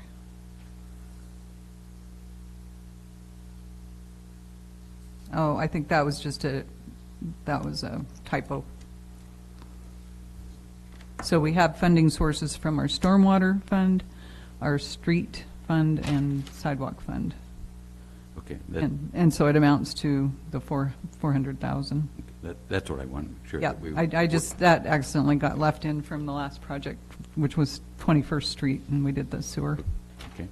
Then, Mr. Mayor, the other, just before I ask the question, you said you wanted to add in street closing to your motion? Yes. Well, I didn't hear anything added, or. Oh, okay. I just wanted to give the city manager authority to allow us to do this, do the road closure plan. So when we make the motion, because it'll be before we get this ordinance done, that's what you're. Right. Gotcha. Right, and I think Mr. Apicello might be able to help me. That's what. Yeah. Because I didn't hear you add anything. Okay. What are you? Sorry. Can you tell me the timing of the road closure? No. So the ordinance that they passed this evening would go into effect within 30 days. So the manager could do it if it's going to be after 30 days. It will be by the time they order so- parts and we get it awarded, so we can do it Otherwise, that way. council would have to pass a resolution, which we don't have in front. Okay. Yep. It takes 20 days just to do the contract back and forth, so we should be okay. Anything else? No? Is that it? Okay. Okay, so I make a motion that the construction contract be awarded to Devil's Lake Rock Company in the amount of $356,819.54, with a construction contingency of $35,681, 10% of bid amount for the total amount of $392,500.54. Second. Motion and second. Discussion? Hearing none. Roll call, please. Williams? Yes. Anderson? Yes. Hoagland? Yes. Hinton? Yes. Casper? Yes. And Walke? She has recused herself from this. Motion carries. Thank you. Thank you very much, Lila. Appreciate it. And sorry, my computer's bugging out again. Welcome back, Councilor Walke. Okay, city manager, city attorney reports. Okay, I've got a few things. All right. And they're mostly follow-up from our meeting 2 weeks ago.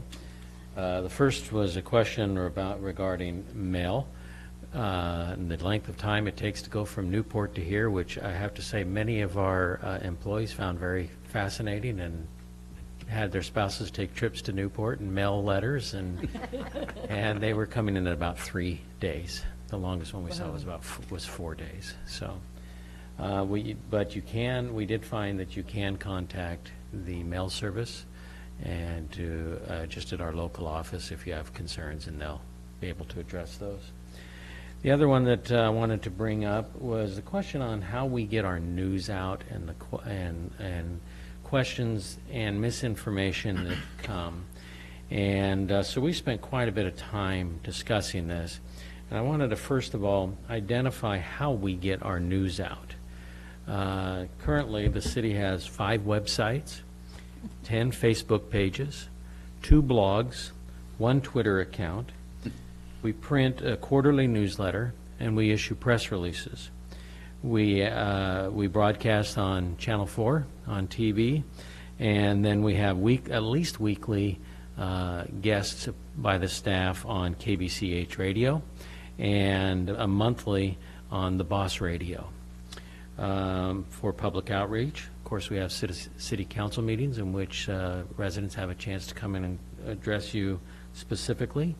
We have the council section portion of the meeting in which you have the opportunity to bring up those items that you wish. We have focus groups and technical advisory committees, citizens input committees. We are guest speakers. They have included recently in the Chamber of Commerce, Kiwanis, Eagles, Rotary, the REIA, and any other place we can become guest speakers. We have public forums. One of the most important and least used, thank heavens, is the emergency notification. Of course, we also have phones and for phone calls.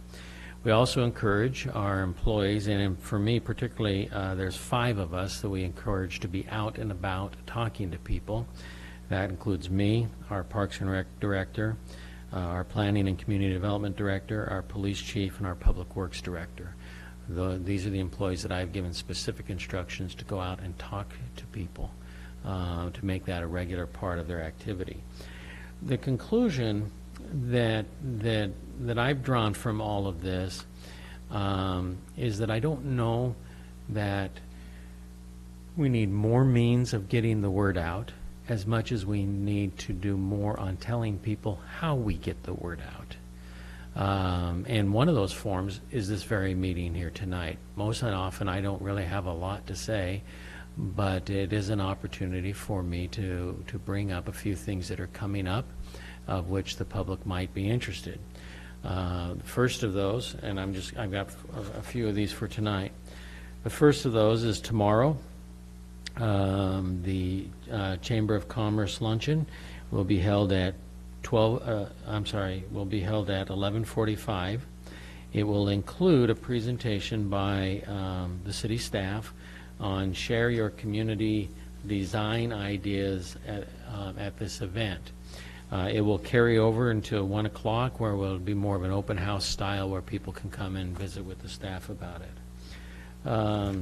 Excuse me, Mr. Chandler, could you let people know where that it will be? It's at the community center. Thank you. On Wednesday, I will be a speaker let me jump back. On Thursday, Kiwanis will be holding their regular weekly luncheon, at which I will be a speaker, and will be speaking specifically about one of the coolest things we do in the city, 20 years of Finders Keepers. And our Explore Lincoln City Department has chosen to use Kiwanis as a way to begin to get the word out of the celebration of 20 years of a very wonderful and successful program. On Wednesday at 7:30 a.m., I will be on the KBCH radio. On Friday at 8 a.m., I will be on the Boss radio. And then, of course, we have the News Guard and the News Time, which always give us a rip-roaring, wonderful evaluation of and news of our community. The other conclusion that we have come to as we've looked at this is that if people are getting their news source from one source, they're doing themselves a great disservice. There's always multiple takes on what we do, and for example, tonight before I go home, I will write on my blog about the action that you guys took today, and I'll be talking about that on Wednesday morning. I will try to be as accurate and as factual as possible, but it will be filtered through me. And so it's always important to look to multiple sources, and I think that is a message that would be very helpful. Now, one final thing in this is that if people have questions, including the counselor, and a good example, the city council, a good example is Councilor Casper last week sent me a list of some questions that she had heard, and we've been doing some research on that. I'll be posting that on the blog, posting that on the web page. If people do have questions, especially if you have questions that you've heard, if you send them to us, if you're not sure what the answer will be, or if somebody listening send it to rchandler@lincolncity.org, then we will try to make sure these questions get answered on either my blog or on the web page itself.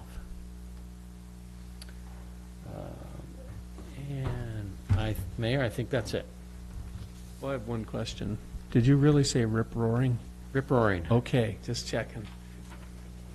Haven't heard that in a while. That's applied to newspapers, but well done. Mr. Appicello.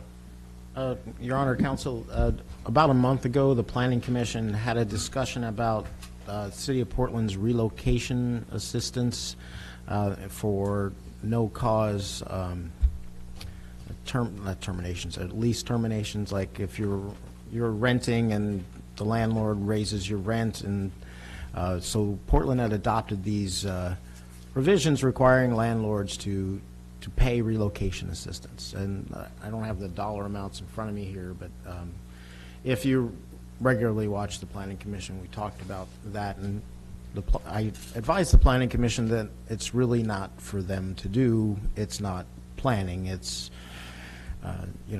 something the City Council could do, and I reviewed what Portland had done, and it had actually come out of a declared emergency. So they were actually operating, when they first adopted it, using their emergency authority. So obviously Planning Commission doesn't have that kind of authority. So if you are interested in this matter, relocation assistance, I'll send you the materials, and then you can decide if it's something you want to look at. I did tell the Planning Commission it wasn't for them to initiate, but I told them I would share with you that they had asked you if you would care to look at it. So I'll leave it to you. If you contact me, I'll send you the materials, or if you're interested, go back and look at the Planning Commission meeting about a month ago, and if that leads to someone asking for a motion to pursue it, then we can look into it. So that's it. Thank you so much. We had no work session or executive session. Comments from citizens present on non-agenda items. Anyone care to get up and say a word? Seeing none. Announcements or comments by City Council. Councilor Casper? Yes. People have asked about the outside grant applications, and they have been slowed down by a lack of information that are required. And so we hope to have all the information together. We're meeting, I think, on Wednesday to complete these forms. It's been kind of a new process this year where we have specific items that we need. And so some of these items include mission statements and funding. So we hope to get this completed and awarded for our next council meeting, September 10th, I believe. So I just wanted to let people know that was in the works, and thank everybody for sending their applications. The other thing I was concerned about was some of the people tonight have mentioned speed as alternate route through Anchor Beach Coast. And this has been a problem and growing over many, many years. And I was wondering if there's some way or some study we can do to slow down this traffic, attend to it. It's now motorcycles are coming through the area as well. And I would like to see if we could assign a staff to look into possible options to slow down the traffic. If I might interrupt, I'd spoken briefly to City Manager Chandler and the Chief of Police. If he would like to come up and say a little bit about this tonight, if that's okay with you, I could pull him forward now. Okay, that'd be great. Chief, could you come forward, and Chief Palmer, could you come forward and?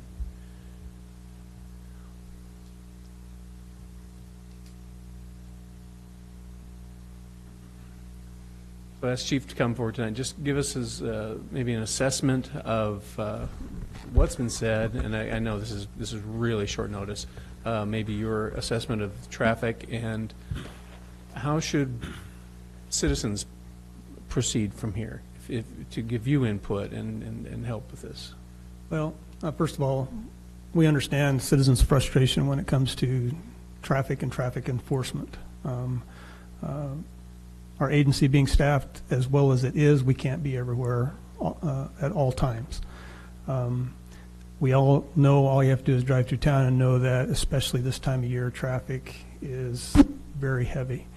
And that kind of traffic will push, especially our locals that know the side streets enough, to try to find a quicker way around traffic.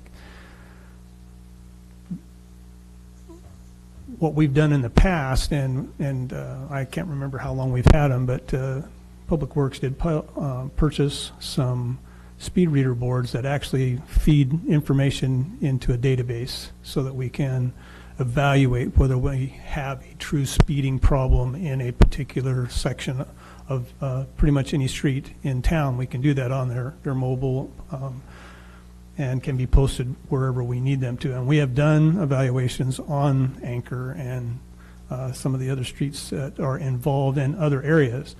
And the way that process has worked in the past is that we'll put the reader board up and have it active, which it, flashes to the people that they're going too fast. It has the posted speed, and then it gives a readout of their actual speed. And our experience with that is that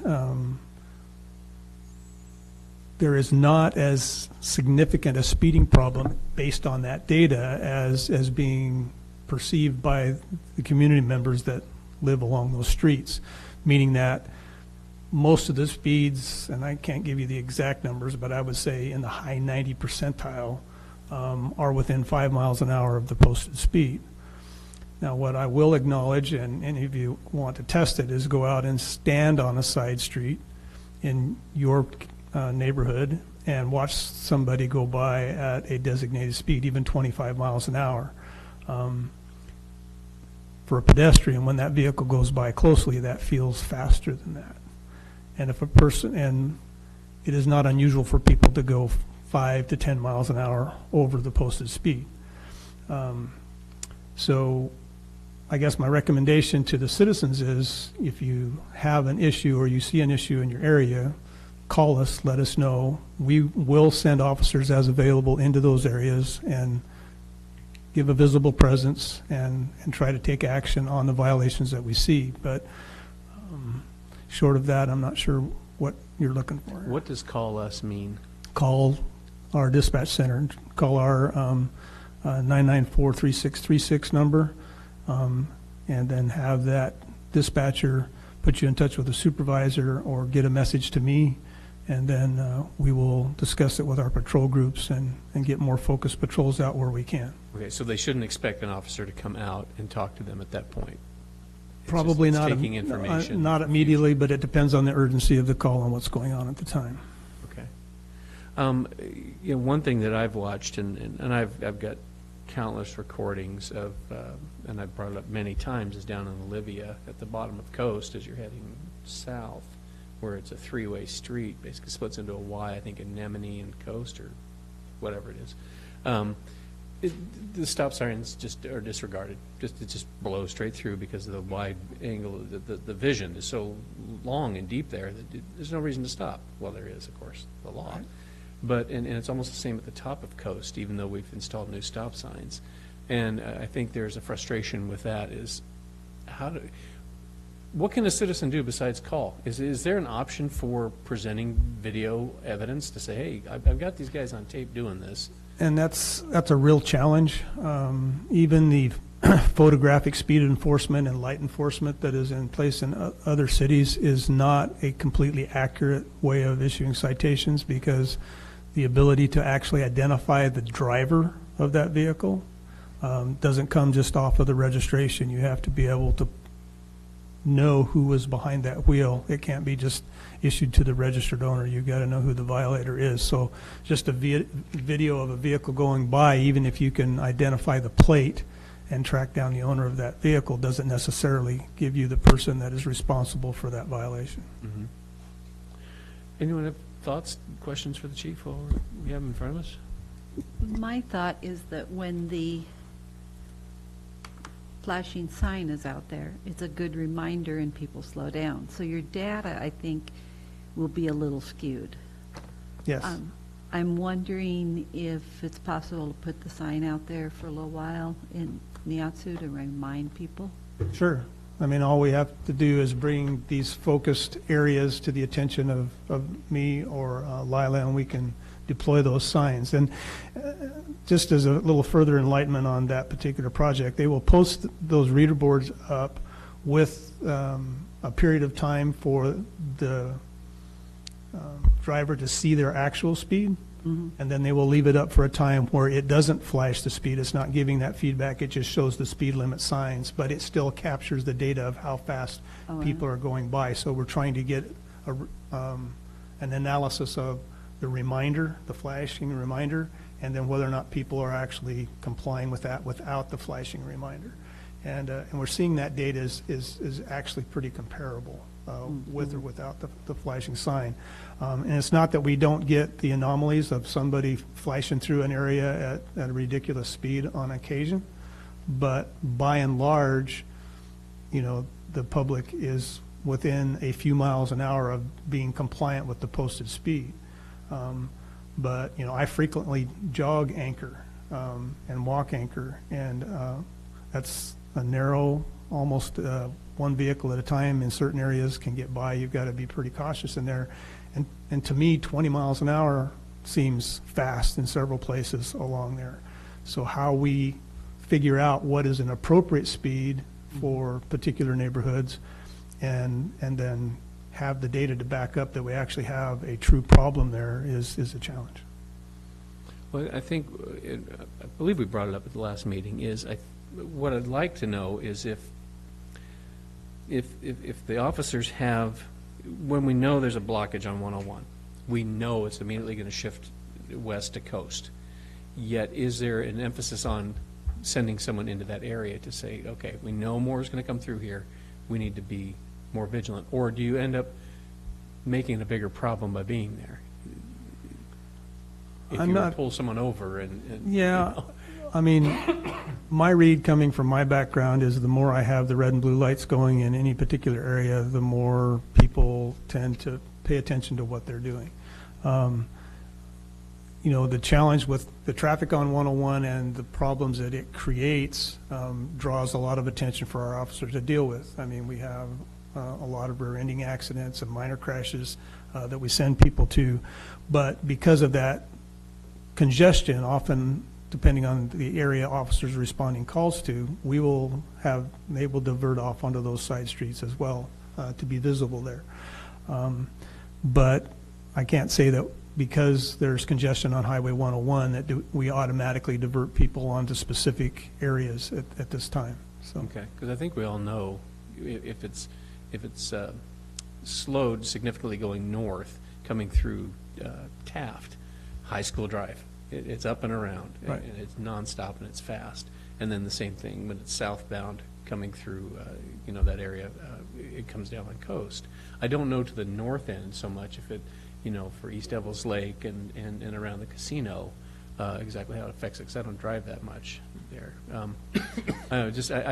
It's almost like it's an election year thing, like we're done with the election, now we're going to complain about the Electoral College until 4 years later, and it seems to be a fall event in Lincoln City to complain about the summer traffic.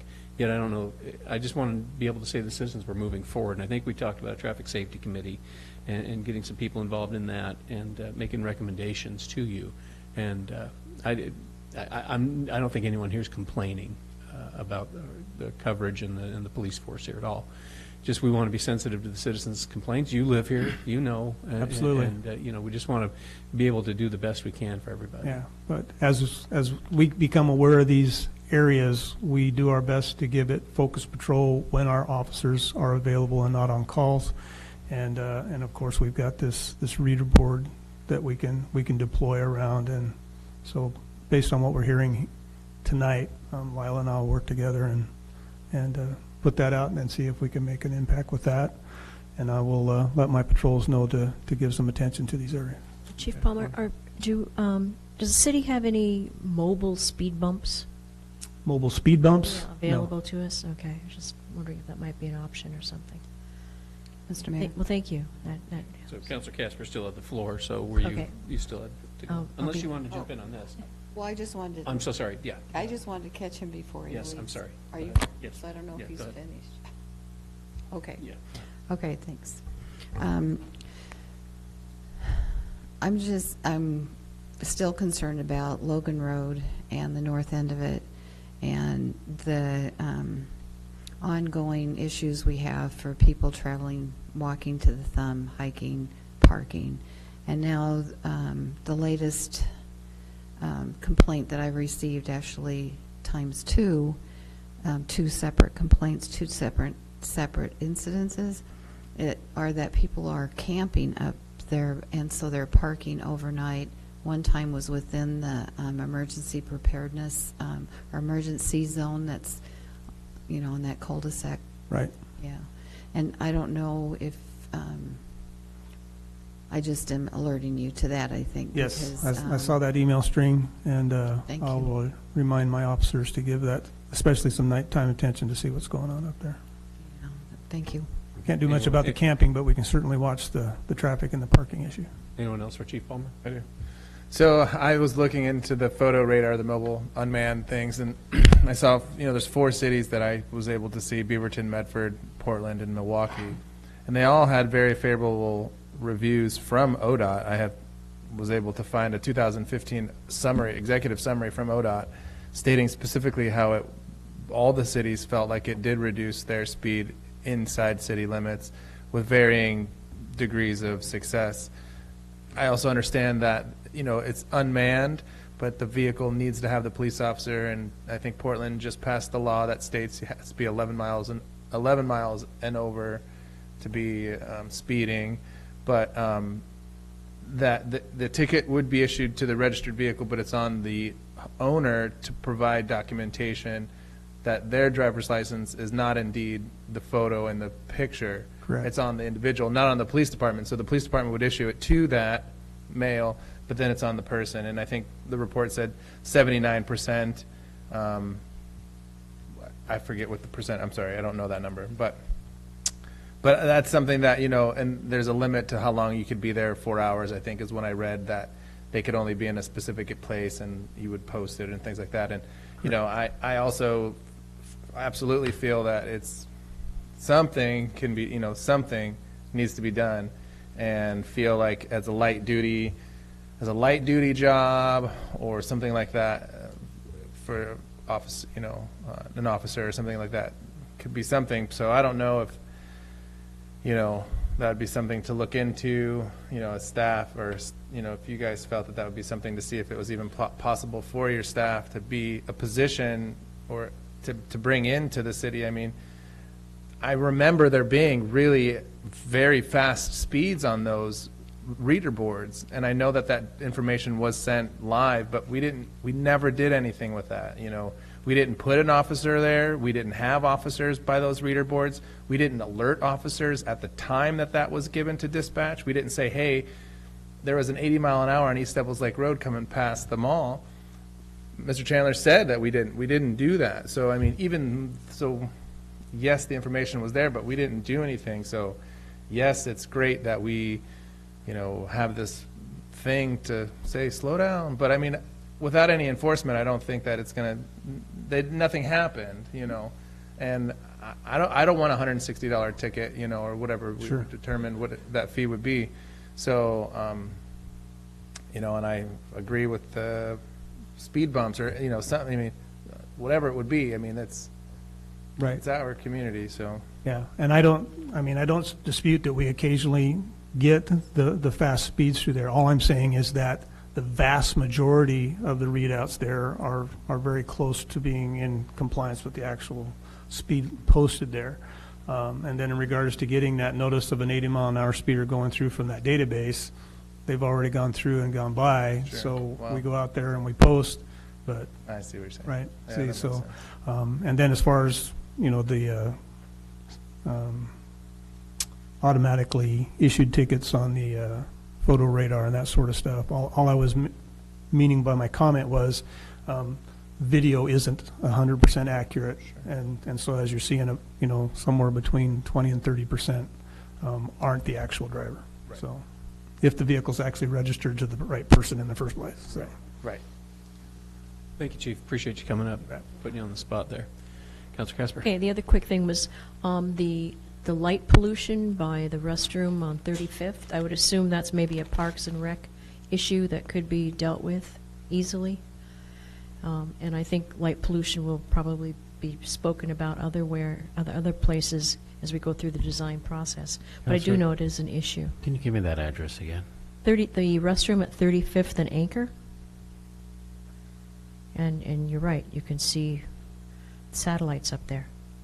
And the final thing was, a few weeks ago we were asked our priorities for the League of Cities, and I was pleased to find the new legislative priorities for the Oregon cities are mental health investment is number 1, revenue reform, cost containment regarding property tax reform and PERS reform, and the other third highest one was housing and homelessness improvement.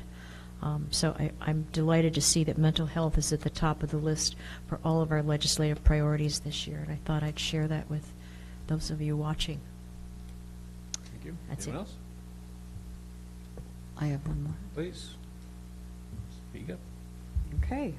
I was just curious if we could, just because there's been some discussion out there about dog parks, Mr. Chandler, if we could get an update of when or if a dog park will be coming our way.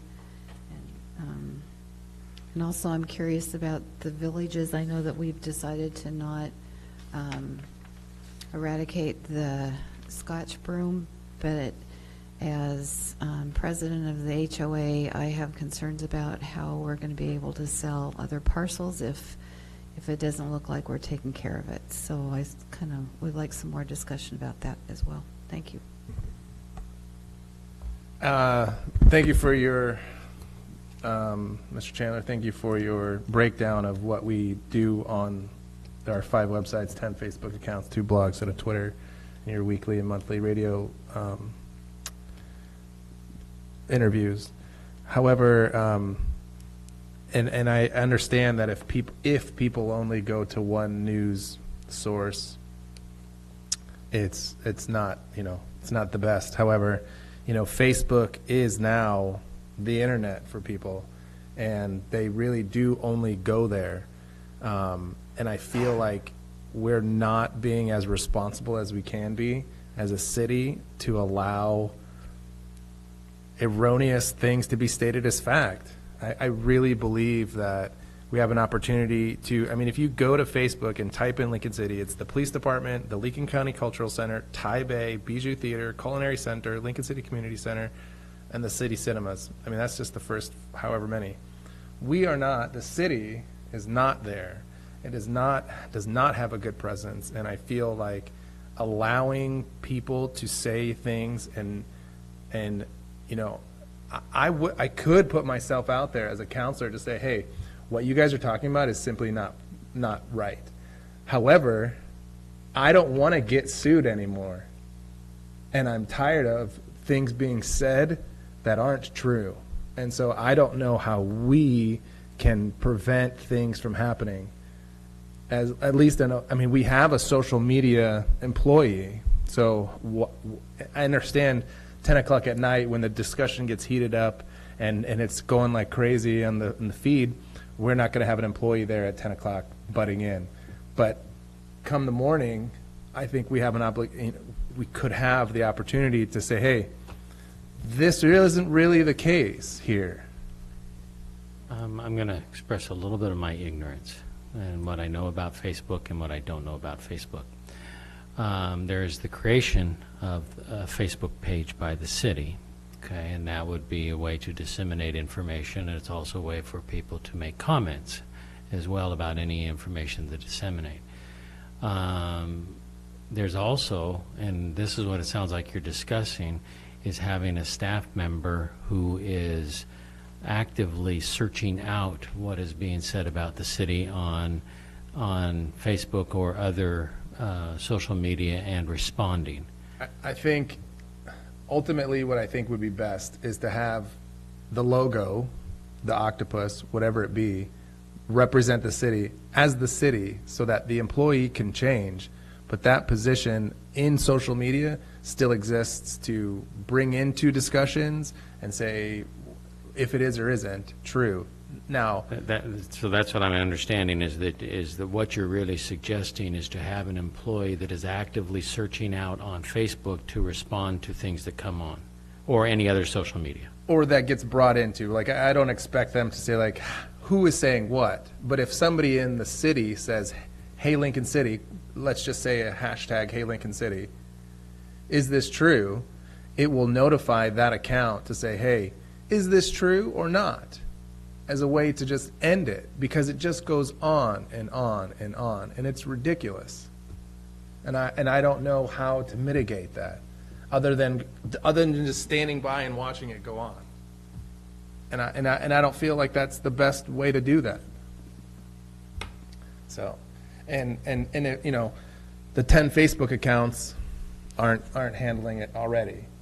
So I mean, it's not stopping that stuff from happening. They were not created for the purpose of disputing anything that comes out. Sure, but I mean, if there's a law question, you know, why couldn't we say, hey, Lincoln City Police Department, is this law right? And then have that be looked on. I mean,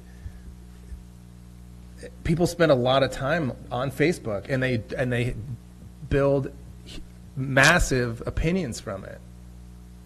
Like it or not. I mean, they're not reading every newspaper. They're not.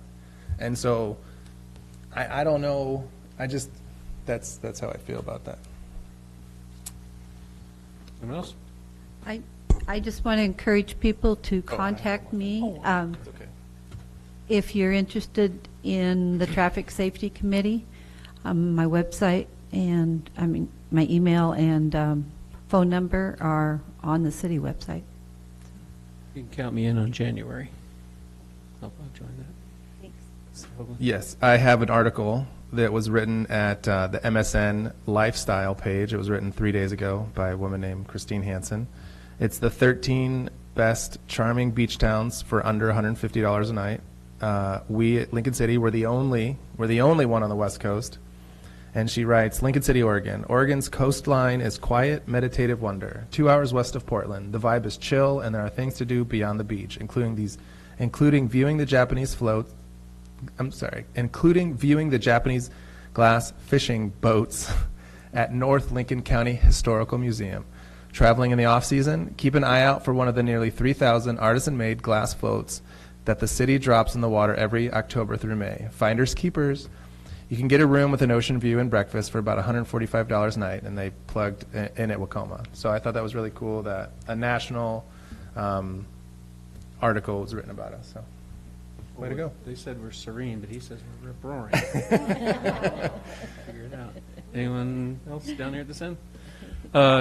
Two things. I just want to follow up, and I'm sorry, things come and go through my head, and summer's ending, thankfully. The roundabout issue we spoke about with the FedEx driver, where are we at on that? I don't have anything new to report, so I will have something by our next meeting. Okay, great. And then just on a personal note, celebrate 36 years of marriage tomorrow. Yay. So happy anniversary, Debbie. Nothing else? If we go to the order? We are, let's see, may God bless you all, may God bless Lincoln City. We are adjourned. Got me out of order there.